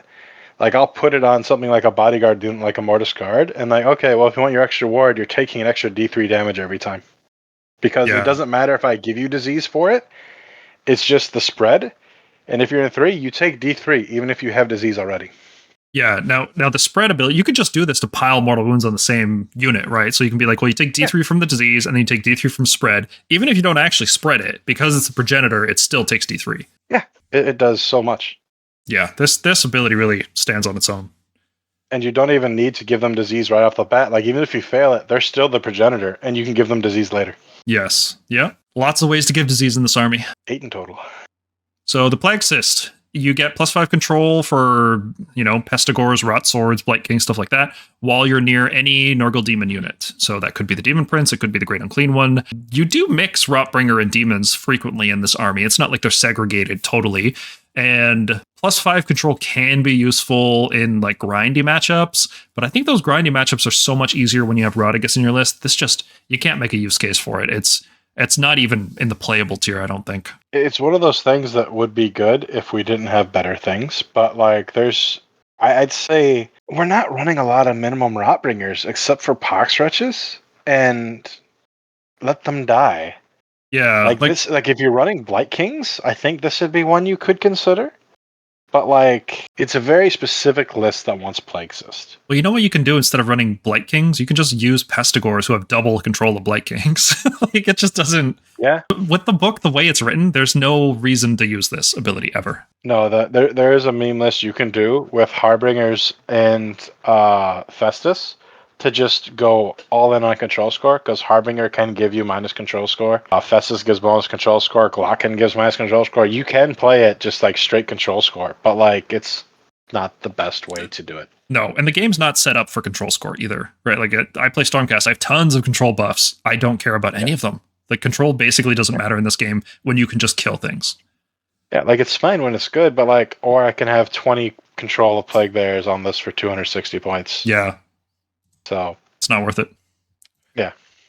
So then Nurgle's Menagerie, companion weapons get crit 2 hits. I think this is okay. Like, of the other ones, I think this is maybe the best one. Like, I think I like this one more than Affliction Cyst, just because it actually gives you something to build into, which I think is cool. Right? Taliban, it doesn't matter what you do. Your list, it doesn't matter what your list does. Here's a nice bonus. This is the only one that actually incentivizes building in a different way, so I give it a C tier for that. And it's a pretty strong effect. Right? We talked about Bloab Rotspawned. There's all these companion weapons that actually, it's like giving them +1 hit, effectively, but it stacks with +1 hit. So, yeah, it's okay. It's good if you want to build a list for it, but you have to build a list for it. You're spamming a lot of drones. You probably have a couple beasts in there. You're probably bringing at least 2 of the Maggotkin. Like, you can make a list for it and it be good. I have made a list for it, and in that game I lost just Morbidex and tabled my opponent. Like, it's not a bad thing to build around, but you have to build around it. And in that game, I counted how many crit hits I got. I only got 7 crit hits the whole game. Yeah. There really should have been like one good unit to really take advantage of it, and there just isn't. The best thing to take advantage of it is drones. Yeah. And that's just because of how cheap they are. I mean, it's 300 points for a reinforced unit, and then you'll make them crit 2 hits, 6 times 6, 36 attacks. So like, it's not the best, but it's not the worst. It's all right. Yeah, it's good. Yeah, I think it would have been a lot better if it was crit mortal, and then it would be completely insane, and everybody would be using it. Yeah. Nope, that's broken. Forget I said that. It shouldn't be crit mortal. Last one is Affliction Cyst, which every time you do a run roll for a non-monster Nurgle demon unit, you get to change it to a 4. So drones and Plaguebearers, Cankerborn, things like that. It's fine because you could stack it with the +2 from the Pile Piper, so that means you get a guaranteed 6 run without spending a command point. That's okay. It doesn't work on redeploy, right? It's just regular run. Yeah. So the only list you want to use this for is probably that 100 Plaguebearer list, just to put them in your opponent's face, make a wall, and tell you to deal with it. Outside of that, I don't think you're using it. Like, I tested it, and it did dirty things. It was pretty good, actually. But like, do I want it more than Taliban? And usually probably not. It's no. Yeah. Yeah, that's why I have it here, because Plaguebearer spam is real. Plaguebearers are a real nuisance. Spamming them is going to be a thing. So, yeah. Yeah, and it's really funny just to shove them all up in your opponent's face. It is, yeah. Guaranteed 4 is pretty good. Yeah. All right, let's talk heroic traits. We'll talk about the regular ones first, and we'll talk about the guy ran ones after. The Grandfather's Blessing is just bad, right? Like healing D3 if you're in combat with a diseased unit, that's okay. Great Unclean One can take it. Yeah. What else would even want to take it? Nothing else. Just Great Unclean one. Yeah. But sometimes a Lord of Affliction, but like you're not taking it over Avalanche on them. Yeah. So, yeah. So it's okay. D3 used to be D6. I think even if it was D6, it wouldn't be more than like a C tier. It's still just okay. When it was D6, it was the Guo's enhancement. You put it on nobody but the Guo, and it was good on the Guo because oftentimes him healing D6 meant that you weren't going to kill him next turn. Yeah. Unless you rolled the 1 and then you were real sad. Well, like the D3 is nice with Gelgus. It goes up to D3 plus 1, but it's not good enough. Not good enough. But it could have been D6 plus 1. Gift of Febrile Frenzy. I don't know what febrile means. I've never heard that word before this book. But you basically give a unit plus 1 to attacks if you roll a 3+. So that's pretty good, right? Love it. Plaguebearers love it. Rotswords love it. Blightkings are in like with it. If you're using 2 of those units, you bring this, right? Yeah, it's very good in a certain list. Also, febrile is like a fever. Okay. Yeah, learn something every day. You're giving them an infection, but no, it's very good. But you need the list to be made for it. That being said, it's really easy to make a list for it. Very easy. You're probably bringing 20 Plaguebearers, and then 20 of something else is all you need, and it's good. Like the bar is not high for wanting to take this. Yes, and the range is very generous. You don't have to be in combat like you would with the Poxbringer. It's very easy to use. Like turn off your brain and play like a bad version of Khorne. You can do that. Yeah, and if if I don't get it, it's like, oh well, I'm tanky enough that I'm going to survive this combat most likely. Yeah. I kind of wish this was even a 4+. You know what I mean? Like 3+ makes it seem like you will get it more often than you won't. But if the design was to make it so you don't always have it active, maybe this should have been a 4+ instead or something else. I don't know. Just rambling. Let's move on. Yeah. Overpowering Stench. If you win a roll off with your opponent, you get to ignore positive save modifier, so no allowed defense, no finest hour, or you get -1 ward. So -1 ward is very good. That's a very good effect. If you're doing like the damaging style or the disease style, both want this effect. The problem is you have to win a roll off, and there's no way to modify it. So it's straight up like flipping a coin. And if you're going for coin flips, you might as well just get the +1 attack buff instead. Yeah, I would. I'll be honest, I forgot this was an enhancement. It's I am the test everything guy. I don't think I'm going to bother with this one. Like, is it the worst thing in the game? No. Are you ever going to want it over any of the others? No. I'd even want the D3 healing over this. Maybe like a monster mash list where you don't have anything to buff with Febrile Frenzy and you don't have use for a priest. Of course, you always have use for a priest. That's the problem. Maybe after Scourge of Ghyran rotates out and you make a monster mash list. Yeah, like I'd put it on a Harbinger at that point, maybe. Even then, I'd probably take the D3 healing. No, then it is better on a Harbinger, I suppose. Yeah. But like... It's not good, but it's not garbage either. Yeah, things have to devolve for us. We have to lose the Scourge stuff, get nothing decent to replace it, which I'm fully preparing for us to lose the Scourge of Ghyran stuff. Our 2 priest thing might go down to 1 priest after that. Yeah, but, they said they would have some update about it, and they never gave us that update. Nothing's happened. All of the Scourge Shine stuff is going away. They're keeping a set number of the most popular ones. Like, I'm hoping we're keeping the Soggy Brood Terror, because that model just... The regular scroll for it is complete garbage. But like they said, a few of the things that were like fan favorites are going to stay, and I hope that's one of them. Our prayer lore is probably a little too strong to stay, in all honesty. Like that's what's kept us relevant in the last book, and it's really good. Yeah, but we'll talk about them soon. Let's talk about the Soggy heroic traits first. Once per battle, if you charged, give an enemy disease. This is just bad. This is the worst way to spread disease, and it costs you an enhancement, and it costs the best enhancement, which is the heroic traits. This army has 3 really good heroic traits. This is just irredeemable. It's a very fun meme. It used to be you would put it on an Lord of Affliction, you'd sprint it in, charge it, give disease in the combat phase, and then spread to everything. And it was a meme. It was a meme you could do. Yeah. Was it good? No, because your opponent was going to be able to pile in and probably get out of 3 of his own units. But like, it was a thing you could do. And now you have Pox-Wretches, which just do it for 100 points. Yeah. And it's a 2-up. Yeah. So it exists. The ink was used on this. All right, Unctuous Preacher. That's another word I don't know. This book is teaching me a lot of new words. But yeah, you become a priest, and if you're already a priest, you get +1 chanting. There's no restriction here, like a lot of other abilities, like the Charnel Vestments in Flesh Eater Course, where you can't do prayer and spell abilities in the same turn. There's nothing. You just become a priest. Here you go. It's amazing. Unctuous is kind of like a snake oil salesman. Okay. Yeah. Like a grifter type situation. Yeah, like excessively, like I'm really trying to sell you on something. Okay. But yeah, no, it's good. Even with you go into the new prayer lore, you're probably going to use this a fair amount just because having the priests are good. Our new prayer lore isn't bad. It just doesn't stack up to the soggy one. Like if I'm not using a Demon Prince or a Lord of Affliction for Avalanche, and I'm not using a Fribble Frenzy list, this is in every one of my lists. Yeah. For me, it's the default. I love stuff like this. Arcane Tome, anything that adds value to another hero. I love stuff like that. Arcane Tome. So much. Yeah, it was just that free Arcane Shield. Yeah. Or Mystic Shield.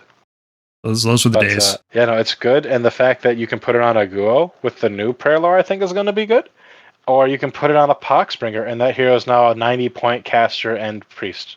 Yeah. Which is insane. All right, the last heroic trait, we've mentioned this a few times with the heroes like the Demon Prince in the Regiment of Renown or the Lord of Afflictions.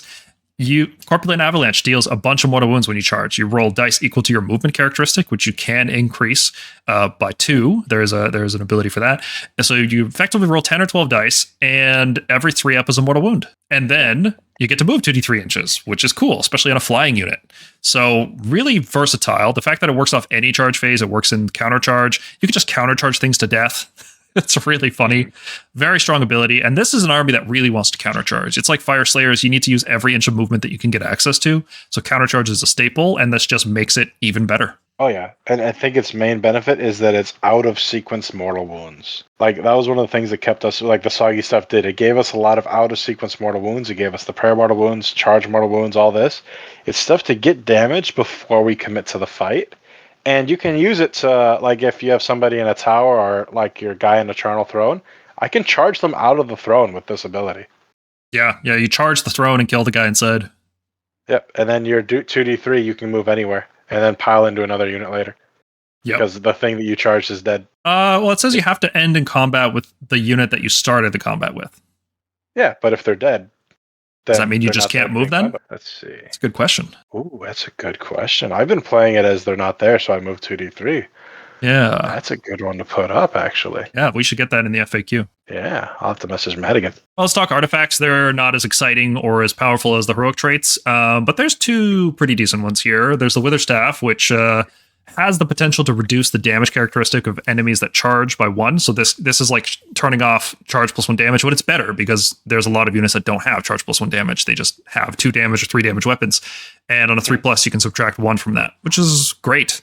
You know, there's not a lot of opportunity cost with the artifact. So even though it is a 3+, it's like good enough. Yeah. Yeah, it's my go-to Harbinger or Bile Piper or Poxbringer has it, just because they're going to be near the front, and I can countercharge them into you. And then suddenly your chosen are no damage at all, and you don't care. That 2 damage infantry block is now doing 1. Or those Blood Knights that I was already ignoring the charge +1 damage on because of my abilities are now doing 1 damage. Yeah, or it's like another vector of that as well. Like there's a prayer that shuts off companions, there's a spell that shuts off companions, and now there's this. So like you can non-companion abilities, like just weapon abilities. So there's lots of ways to get rid of charge +1 damage in this army. Oh yeah, no, it is the full combo of your sad now. Yeah. And like imagine like you soup up your Vanguard and then you charge into me. I'm -1 to wound. You have no crits. You have no charge +1 damage, and then I minus your damage by 1. Yep. You just threw away your Vanguard because they're going to die now. Nurgle is the army that gets charged. They're very good at getting charged by the enemy. Yeah. Carry on Dirge. Pick 3 enemy units once per battle. Any hero phase they get messed with. This sucks. Like, why am I talking about this? Yeah, no, we can skip this one. Okay, Rustfang. Drop that down to a G tier. Zed. Yeah, it's not worth there. If it wasn't once per battle, there's a case for it because you can steal objectives that you didn't have before or stop your opponent from taking them. But the fact that it's once per game for a weak effect, no. Yeah, and it's control characteristic. It's control score, not characteristic. So even Festus can't benefit from it. It's just bad. Now, if it was characteristic, then maybe with some of our stuff, there could be a case for it. Like, if it was characteristic, and it wasn't once per battle, and it was only, like, 1 or 2 units, Yeah. then I think it'd have play. But the way it's written right now, it was bad in the old book, it's bad now. They could just give us 2 artifact slots, and it would be the same. Yeah. Okay, Rustfang. It only works on heroes and monsters, which is a downside, but -1 save rolls. That's pretty good. That's a pretty good effect. No dice roll. You just charge in onto a hero or monster. Let's say you have some Blightkings charging into a zombie dragon with a wizard on top. You reduce their save rolls by 1. You have anti-wizard, so now you're Rend 3 Blightkings. Yeah, this is like a pretty decent artifact. The fact that it only works against hero monster is, it's fine, but it's a good effect. Like, most people are running monsters. You don't really need to kill foot heroes with this thing, but most people are running monsters. They're a common unit type, so it gets value. No, it's good. It goes on every Demon Prince. It goes on every Lord of Afflictions. It fights with the Witherstaff for whether you want it on a Harbinger or not. It's good. It's strong. You can send it in. Oh no, suddenly my Glocken is 3 rend against your big thing that you didn't want it to be 3 rend against. And you're probably no commands. So you're probably not getting any saves against the Glocken. Mm-hmm. Or my Rotswords or whatever. Like, it's good. I used one of those to flip an Archeon off the table one time, and my opponent was real sad. That was the quickest concede I've ever had. Yeah, people don't expect Nurgle to do damage, and then they do, and it's like, oh, wait, what? Yeah, he charged his Archeon into my Glocken and my Harbinger, who had the Rustfang. I'm like, okay, he's trying to put me in the sword. He didn't put me in the sword. I gave him -1 save, and then the Glocken one-shot him. Nice. Yep. And the game was over because he conceded. You could have Sloven Knights there too, and give them strike less on a 2+. Yeah, no. If you do that 3-person combo, then nothing's going to charge that. That's going to be their half of the board wherever they are. Yeah, it's not even that many points either. God, I can't believe this book. It's so undercosted. 470, 180, 140. That's 320, 790. Yeah, it's not even half your army to have just complete control of one side of the board. And you're having a priest with it too, so you can give the Glocken +2 move to keep up with the other stuff or get where he wants to go. Yeah. Or Frothing Mucus if he's already where he wants to go. Yeah. God. It's all right. good. Spell lores. There's the one spell lore. We can kind of just talk about what's in it. There's an unlimited spell that gives you -1 wound or heal D3. That's a great spell, especially in this army. It's a 6 instead of a 7 now. Yeah, easy. Which it's actually a 4 because you're playing Belga and Rotigus. So yeah. It's everywhere. Yeah, so every unit's -1 to wound, basically. Yep. And then you've got a spell that turns off commands from an enemy with an 18. That's also great. Shutting off redeploy is great. Shutting off countercharge is great. Shutting off covering fire. Shutting off power through, defense, all out attack. Even if you're stacking Plaguebearers, -1 hit, you're shutting off all out attack. Great spell. Shutting off double attacks on like Sisters for Daughters of Cain. Yeah.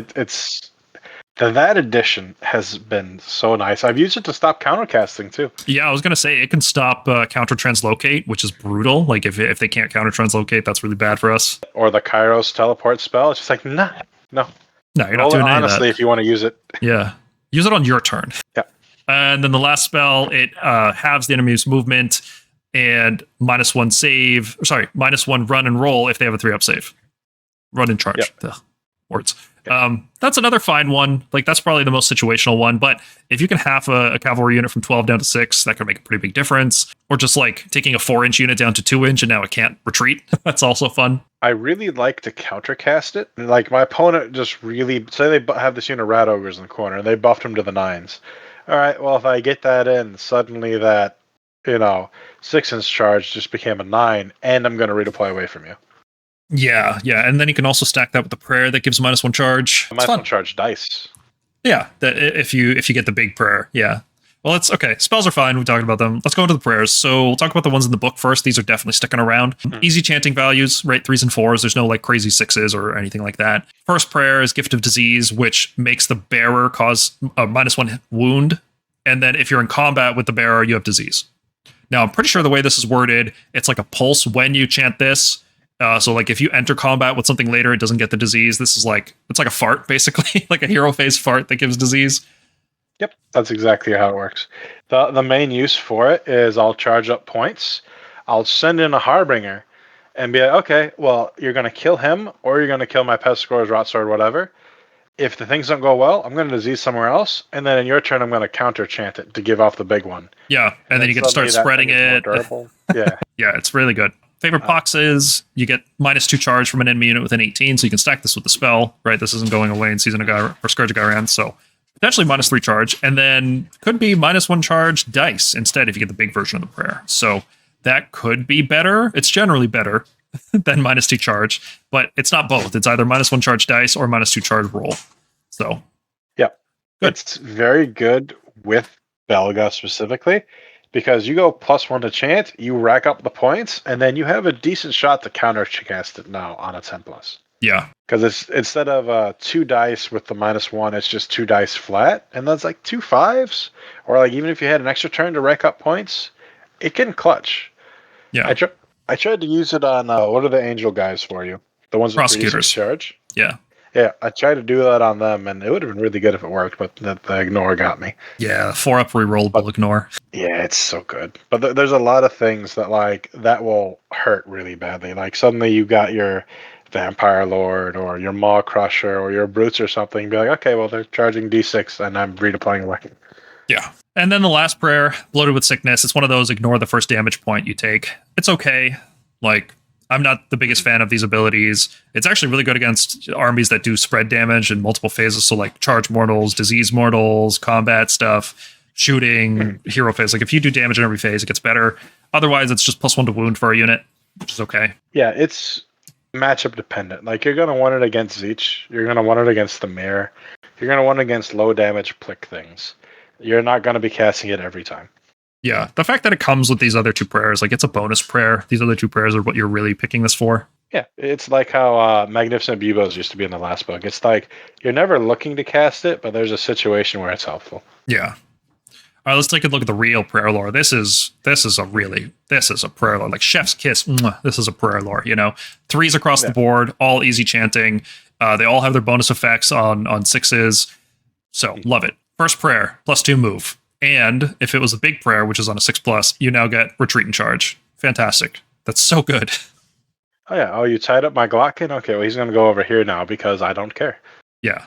That's just so good. Agonizing Vomit. This is just mortal wounds, right? And this is, remember, you can have a +2 chanting priest in this army. So you could be resolving these big effects on 4s just all the time. But you roll 7 dice, and if the chanting roll is a 6+, which is usually what you're going to do with this, then it's on 3s. So 7 dice on 3s to deal mortals, and then you combo that with the Corpulent Avalanche, 10, 12 dice, 3s do mortals. Like, you can just kill stuff without ever making attack rolls. Yeah, that was the big thing that kept us relevant with the old book, is you combine this with the Demon Prince. You have one priest give him +2 move, the other priest does the nuke. Suddenly you just did 19 3-up mortal wounds to something. Yeah. And it's all 18 inches away, right? It's not like 12 inches. Like it's got a good range to it. Yeah, it's like, oh, I see that guy in the tower over there. Well, he's dead now. And that foot hero who's behind all of your guys is dead now because you don't get a guarded hero because it's a chant. Yeah. Yeah. The obscuring does stop it, but people aren't usually paying that much attention. Yeah, and if not, then there's usually a big dragon or something flying out there that I want to nuke. Yeah. I don't know how many Stormcast players have made sad. I'm like, oh man, that priest guy that you didn't use the auto chant there is in the open, isn't it? Well, now it's dead. Yeah. And the last one, this is the big one. Frothing Mucus shuts off all weapon abilities. The baby version just shuts off charge +1 damage, but we're probably going to use it to get rid of crit mortals, crit auto wounds, crit 2 hits, anti-infantry, anti-monster, get rid of everything. And it's a very easy chant. That's 1 turn of banking to reliably chant it on a 6. It's so good. This prayer is amazing. Oh, and even like if you need it, you just go for it. Like sometimes you roll a 6. It's a 6. Or with Belga, if you really need it, it's a 5. You got it. Yeah, you just get it. It just shuts off things like OBR, Slanesh, Slaves, because all their stuff is crit mortal or charge +1 damage. Yeah, when Chosen have no crit mortals and you reduce their attacks by 1 from Witherstaff, like Chosen do nothing. Yeah, it's like, okay, well, you just put in all of these guys that do 1 damage per hit, and you have to roll hit and wound, and a probably -1 to wound. It's like your Brick of Chosen just double activated and did 6 damage to me. Oh, it's bad. Yeah, it's awful. Yeah. Yeah, this is S tier. This is why priests are good. This is why we've been talking about how Belga is so good, and the Harbinger is still playable, even if you have Belga and the heroic trait. Like, you can take all 3. It's not a bad thing. The prayers are fantastic.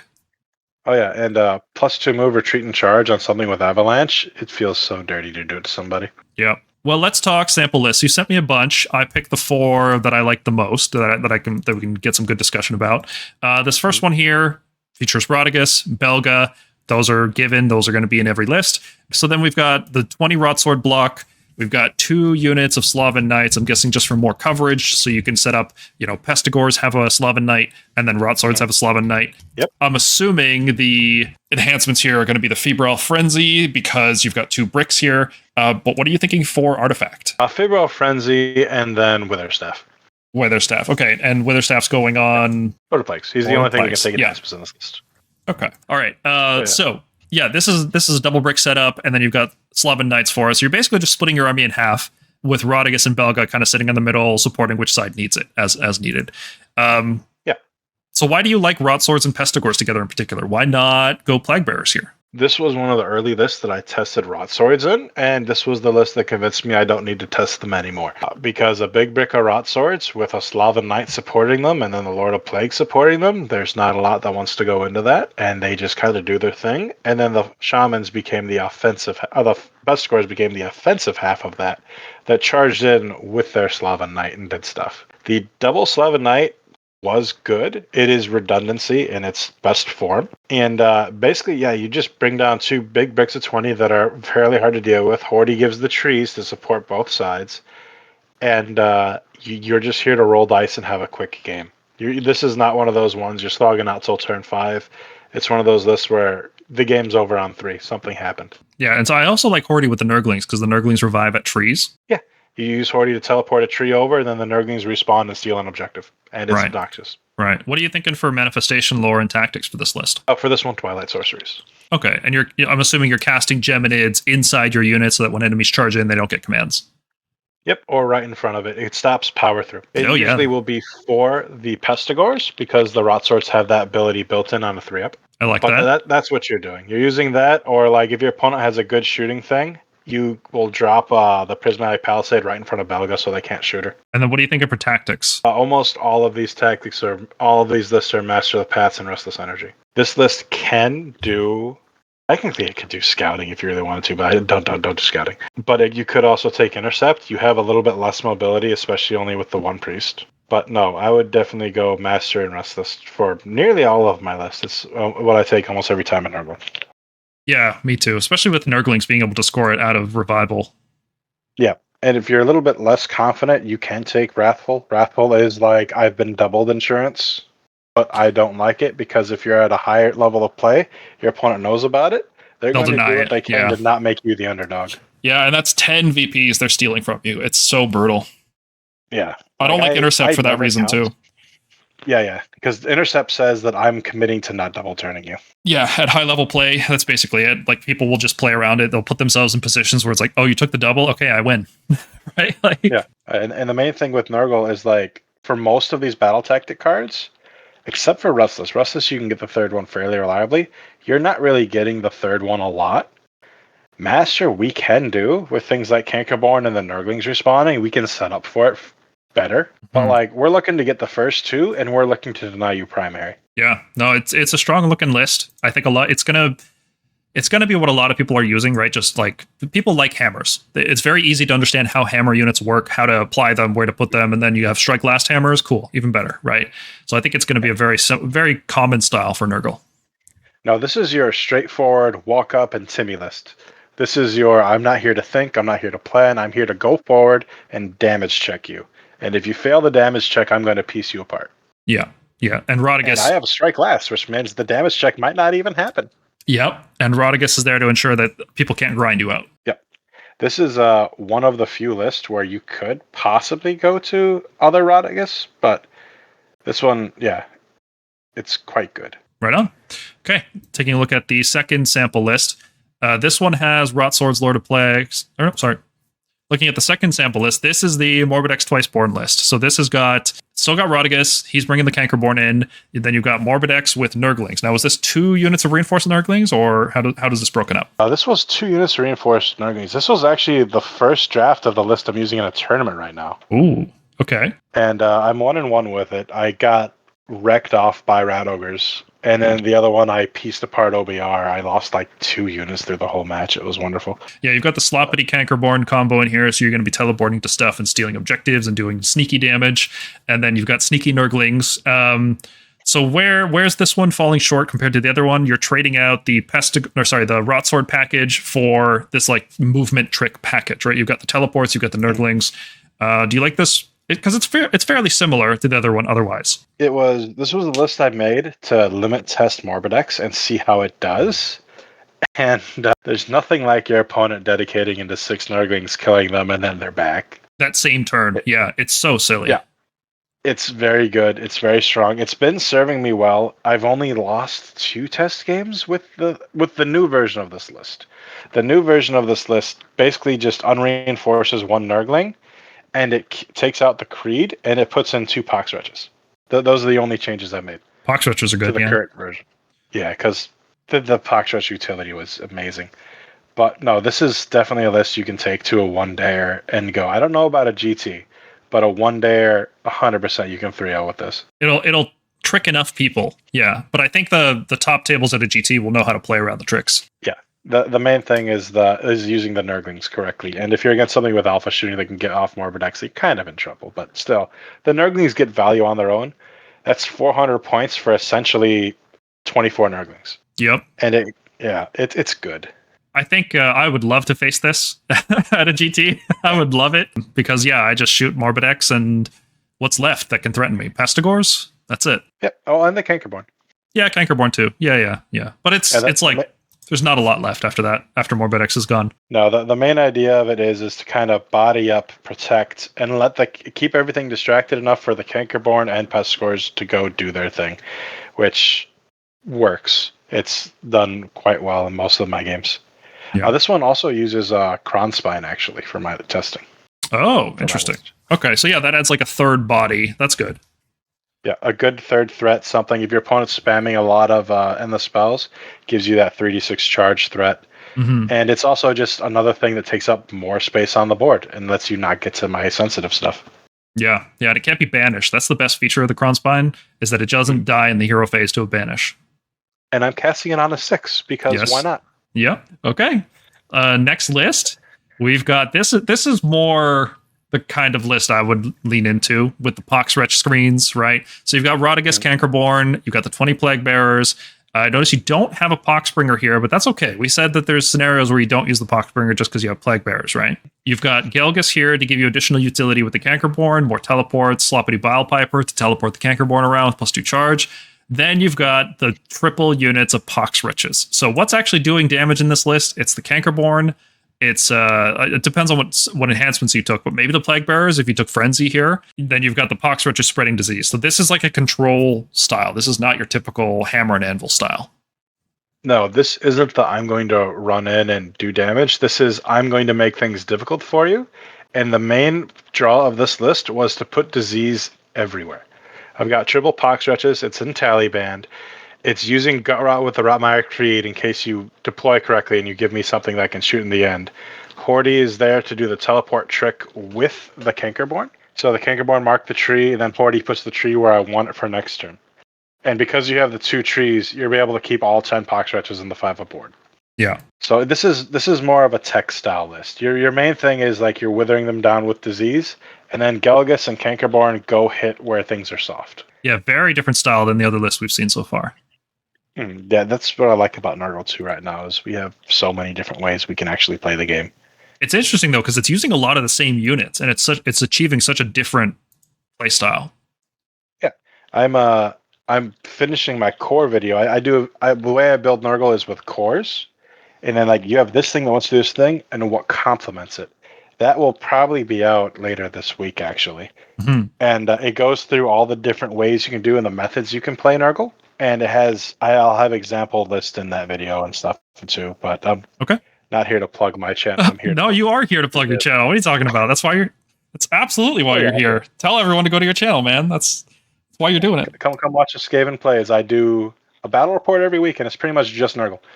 I do something else like once a month sometimes. Perfect. I don't think I've done anything but Nurgle since like October, but still.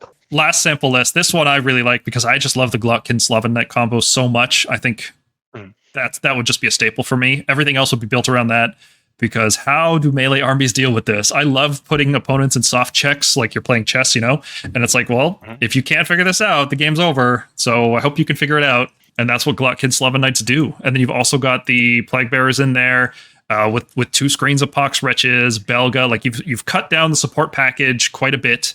And you don't have like the Gelgus, you don't have the Poxbringer. It's more streamlined and it's more fun for me. I haven't played this list for a little bit actually, because let me check my spreadsheet because I recorded my games with this list. I did 14 games with this list and I lost twice. Pretty good. This is a list I might actually be taking to a GT next month. It's very strong and it doesn't feel fair. No, it doesn't. No, this is one of those lists that makes me think Rotigus and Glutkin and Knights and Plaguebearers and Pox-Wretches all need to go up in points, because you just get too much in a list with double monster mash like this, like 2 big centerpiece monsters, and you still have so much stuff behind it. This was one of the very first lists I tested before we had real points, and I used my guesstimated points, and it had less units in it, but the guesstimated points when the real ones came out, I was at 1810, I think. And when the real points came out, and I'm like, oh, I just get more stuff for free. Yeah. I'm happy with that. Yeah. 10 more wretches and a bile pepper. Let's go. Yeah. And it was it's a very strong list. If you want to have a really good time and make your opponents have a really sad time, try this one out, because there's not a lot that this list doesn't want to fight against. You've got 2 throwaway screens in the wretches. You got the Cankerborn to teleport and go hit something. Glotkin is just him with the knight. And the Bile Piper giving +2 run to the Plaguebearers on turn 1 to get them where you want, and then +2 charge to the Cankerborn every other turn. It's good. And even the +2 charge on the Plaguebearers. I hit a 13-inch counter charge with Plaguebearers on a Skaven player, and I just tied up all their Rattling Guns. It happens, and it's man. like, what do you do after that? Yeah. People need to play around it. Like, you have to play around max charge distances. That's just the way to play it. Yeah. It's so good. I love this list. I'm going to play this list again later today. All right, so let's wrap it up. Battletome review, Maggotkin of Nurgle. I'm just going to go over some strengths and weaknesses, and then if you feel like you want to add something or you want to push back, let me know. Okay. So, army strengths. This is, without a doubt, the highest health army in the game. It has the highest health count, and everything pretty much has a ward 5-up, which is crazy. That is, in and of itself, a useful thing that you can leverage. Because the army is so cheap, you get so much health, and you can just put that health somewhere and force your opponent to deal with it, because health blocks movement, and movement wins games. And damage is how you beat, is how you get through health. And not a lot of armies have the damage to deal with this. I think, off the top of my head, maybe Daughters of Cain might, if they get all their buffs off. But there's so many debuffs in this army too. Like, it's so hard to get through all this health, man. It's crazy. And that's the biggest strength, for sure. Number 1 strength of this army is just tons of health. It is very easy to make a Nurgle list over 200 wounds, and that 200 wounds not even be more than half your army. Yeah, it's so crazy. And it's just going to get crazier as people spam Plaguebearers and buy more of those. Ugh. Yeah, and that's not effective wounds. That's wounds. That's before you count the ward. Yeah, it's gross. And we need point increases. Yeah, but disease is also very powerful now. I think this book finally nailed disease. Arguably, it made it too powerful. I think the Taliban might have been like just that one last piece of straw that broke the camel's back. But otherwise, everything feels really good in terms of design. It feels appropriately Nurgly. The way it spreads, the way it applies. I think maybe they over-egged it a bit, but we'll see. We'll see. Feels good, though. I don't think it's Taliban that broke it. I think it's that we have 7 different ways to give you disease, and none of them are the manual spread. Yeah. Like, if you add all of it together... give you disease and spread. And if I'm playing against Stormcast, or Slaves, or any of those really elite armies that have, like, really good saves and lower health pools... It's an extremely favored matchup because you just can't survive over the turns when I'm breaking you down with the mortals. It feels like there's not enough counterplay to avoid getting diseased, whereas before it felt like there was too much. But we'll see. We'll see where it lands. Kind of just huddle around Place of Power. Yeah, that's the counter. Just the trees will save you. Hug the rock, lick the rock, and hope it doesn't shock you. The spells and prayers in this ability are really good, but they do lean into the strengths of this army. They don't really compensate for the weaknesses, which is, that's fine, right? Like, the problem with that is that you rely on them, right? Like if you don't get your prayers off, if you just roll ones because they're unreliable, if you don't get the -1 wound, if you don't get all this stuff, your army starts to feel more fragile. Not fragile, but more fragile, right? And then people can create opportunities to reduce your wards and then focus fire, and then gone. But this army just has so many units, like 260 points for a reinforced hammer that has to be treated like a reinforced chosen block in terms of damage output. It's just nuts. Like you can just, yeah. So the spells and prayers are crazy good. You do rely on them, but like even if they don't go off, you still got enough health backing you that it doesn't matter. Yeah, and the fact that everything is so point, like we can run redundancies. It's like, oh no, well you killed my Plaguebearer. Okay, well here's the Pestigors that was on the side, or here's the Glockkin in your back line, and here's that. It's like you dedicated probably a turn and a half or 2 turns to killing that one brick, and everything else is just causing mayhem for you. Yeah, and because everything's so low in cost, a lot of the weaknesses that normally an army like this would have just don't really matter because you just have so much stuff on the battlefield. Yeah, it's like, oh man, you one-shot my Rotigus. That sucks, and it hurts my plan. I've got 180 wounds of stuff elsewhere just running around and being a muck because you just spent your whole turn doing that. And like, even then, it's not game over for me. No, I just have weight of wounds. Yep. Yeah. Any other major strengths you want to highlight that I haven't gone into? We are the poster boy for making our opponent make bad choices. That is how I win most of my high-level games, is I make my opponent make bad choices. It's, do you want to charge this unit that's -1 to hit and -1 to wound? Or do you want to charge over here where I'm going to have strike last and hit you like a truck? How do you want to play this? And if you play it wrong, I'm going to not only punish you for it, I'm going to table you for it. It's not obvious what the right choice is at all. Yeah, no, you don't give your opponents good choices to make. You give them several bad choices, and they usually include of either going in and I'm going to be able to do critical hits to you, and you're not going to do enough to me, or I'm going to sit here, control primary, and you're just going to be getting your 5 every turn. Don't love it. I don't love that playstyle. I love it. It's my biggest thing is I was in a GT playing for first place against a Stormcast player, and he did the oops, mostly Annihilators thing. I was able to screen out with old book, and the new book just is this dialed up to 11. I was able to screen out his Annihilators to the only thing he'd get a reliable charge on was Plaguebearers or Nurglings until battle round 4. Nice. And then when he finally got them in, I redeployed away, he missed the charge, and then I just killed them next turn. Well, that's why I'm never so hot on the Deep Strike Charge playstyle for Stormcast, because high-level players know how to play against it. No, it's premium pub stomping. And like I like it if it's a part of your army. I don't like it if it's your whole army. Yeah. Okay, well then let's... He's a really good player. He did it correctly. Sorry. Let's go into the army weaknesses then. So I think the 2 big ones are the lack of mobility and a lack of speed.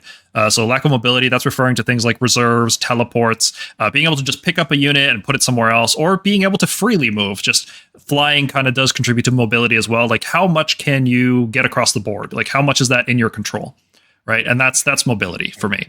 And then speed is just how fast can you go in one turn. And I think Nurgle is quite poor in both of these respects. Maybe the poorest in the game. Fyreslayers are definitely down there in the speed and mobility categories as well, but at least they have Magmadroths, which can double move now. Yeah. It's better than it was before. Like the Cankerborn teleport shenanigans and the Bilepiper +2 run and charge has helped. And we have the prayer +2.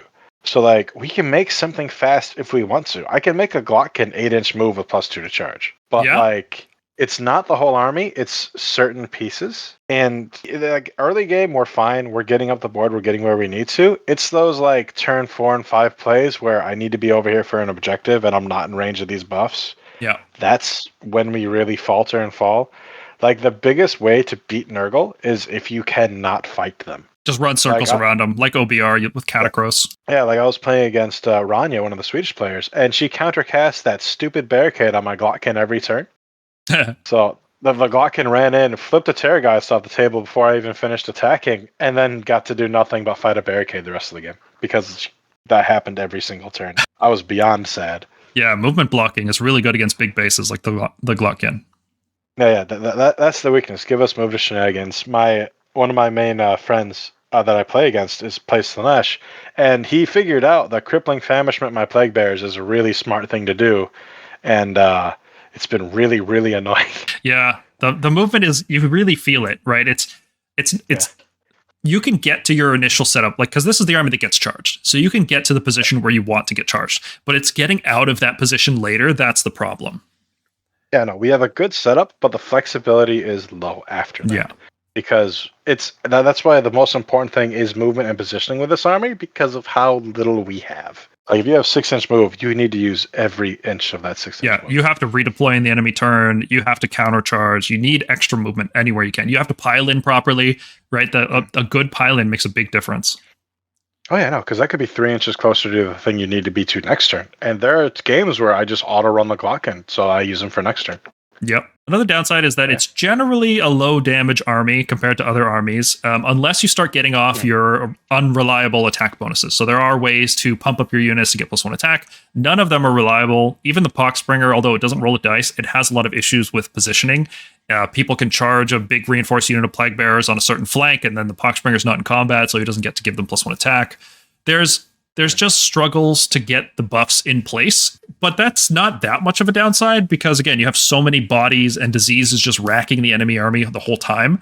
But if you want concentrated fire to push people off objectives, that's something this army does struggle with outside of the Glocken. The Glocken just does it. He just hits stuff. No, the Glocken is the Control-Alt-Delete button. But no, our strength is we're not going to run into a unit and kill it unless you get all your buffs off and everything goes away. But you're not planning for that. You're going to go in, fight them, survive, and then you're going to disease them. Our main damage in the army, even when you have Glocken, is disease. Because you got to think, every battle round, that's 2d3 damage. And it's usually not on one unit. It's usually on 3 or 4 units. So it's especially now that it doesn't fail on a 1, which is quite nice. Yeah, I hate this bad D3 that they've introduced into the game, the fail D3. Like, why can't it just do 1 mortal wound? What's wrong with that? No, I think that the dirty D3 is the worst thing about 4th edition, personally. Because there's so many things, like when the index is released, like the heroes would do something on a 3-up or something would do something on a 3. Like, you're paying point for that hero. Just let them do it. Let them do the thing. Make them cost more if that's the problem, you know? Yeah. Like, oh no, it can fail but then what do you, like the Bile Piper, what am I doing if I don't hit that 2-up? Or the Vampire hero that gave +1 attacks, well, like, why are you bringing that then if you fail the 1? Yeah. If they had another ability that didn't require a dice roll, that'd be fine. Yeah, if they had something else to do, but like if they are in the game and they do that one thing, let them do the one thing. Yeah, constant complaint over here. Yeah, we're on a tangent too. So yeah, this army does rely on disease to rot people over time. Some armies are better at removing it than others. Like if you're playing against a Stormcast player that has the Vexillor banner, you're going to have a sad time because that every hero phase, they just remove it off 3 units potentially. That's sad times. Some armies, they can remove it with like Rotigus' spell is obviously going to help a lot here, and that's why we use Rotigus. No, his spell flips that so many ways. Like the Slaves of Darkness, little crown that healed D3, the banner you were talking about, Sylvaneth healing, Soul Blight healing, Night Haunt healing, all of it we just get to say no. Yep, just no. Yeah. No thanks. No thank you. It feels so good playing against something like that and just saying like, I'm so sad for you. Your trolls don't heal anymore. Yeah. Focus fire with Ward Hate will tear through units in this army. Ward Hate is becoming more and more prevalent. We still do have the ROR from Caradron in the game. So almost every army in the game can access Ward Hate, significant Ward Hate. And when, you're not relying on companion weapons, if you're like focus fire with Ward Hate, yeah, it'll kill these units. Now, they're not expensive units. They're 260 points.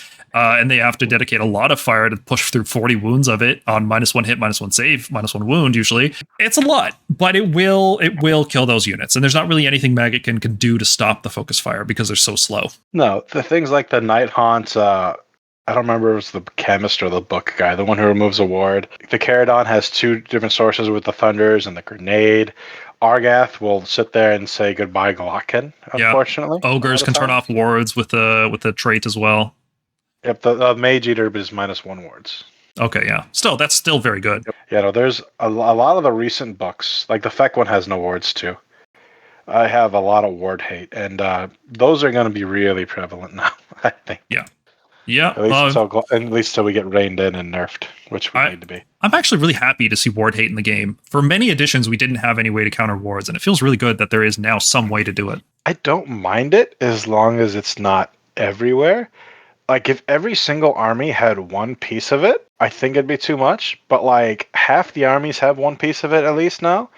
And it's not always an auto-include. So I don't hate it. I don't hate that it exists. I think they're doing a good job rolling it out slowly. I like that some of it is -1 to ward and some of it is no wards at all. Like, there's varying strengths of it as well.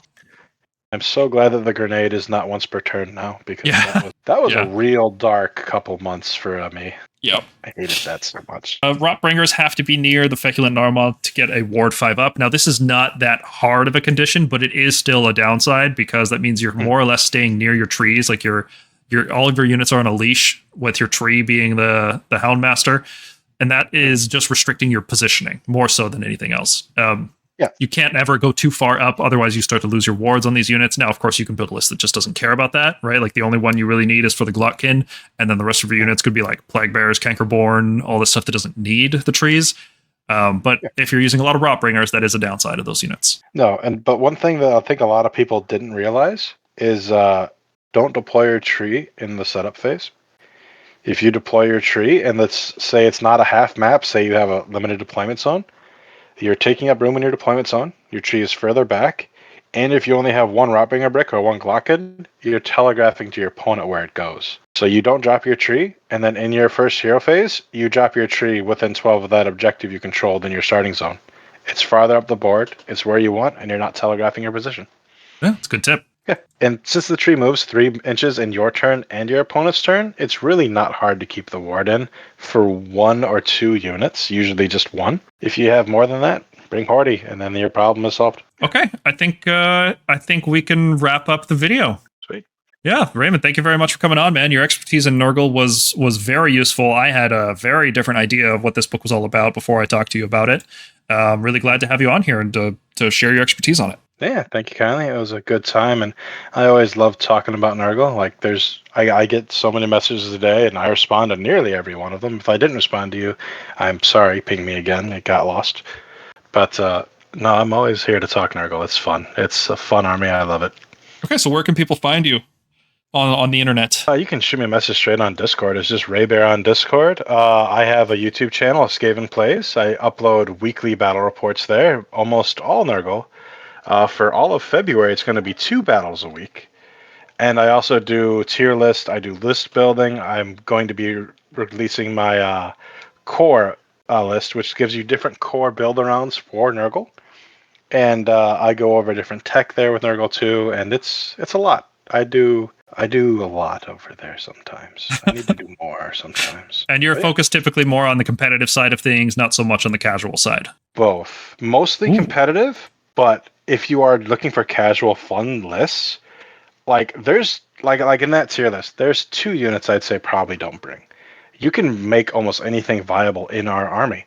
I am a big fan of try everything once. I almost never take the same list to more than 1 GT, because we have so many things that are viable in old book and even more so in new book. So like if you message me with your favorite unit, I'll help you make a list that highlights that unit. It's very good. And like I do play a lot in the competitive levels. I play with people on the Serbian team, the Canadian team. I do a lot of high level tournaments. I went to Worlds for Australia in Netherlands, which was really fun week. I fully recommend it. The Australian guys are great. And I went to Masters for Midwest, not this year, but last year. I stepped out this year because I had a baby and I needed to save money. Yeah, makes sense. I can definitely relate. They're expensive. They are. They just keep eating and pooping. It's crazy. So much poop. All right, well, thanks again for being on here, man. It was a pleasure, and hopefully we can do this again sometime. Yeah, shoot me a message. I'll get you on a battle report. I've already beaten up Templario a few times on battle reports. I need to learn how to use TTS. Everybody keeps telling me. I have it. It's downloaded. I need to familiarize myself with the interface. Yeah, it's good practice. I fully recommend it. I also have TTS guides on my channel for people wanting to install it, learn it, and just different hotkeys and tricks. Perfect. I'll have to check those out. Thank you to all our viewers and especially our Patreon supporters. If you guys think we missed anything or our analysis is lacking in some way, please leave a comment down below the video. Want to talk about Age of Sigmar all day, every day? Join the Stormkeep Discord server. It's definitely the best place to talk about Age of Sigmar on the internet.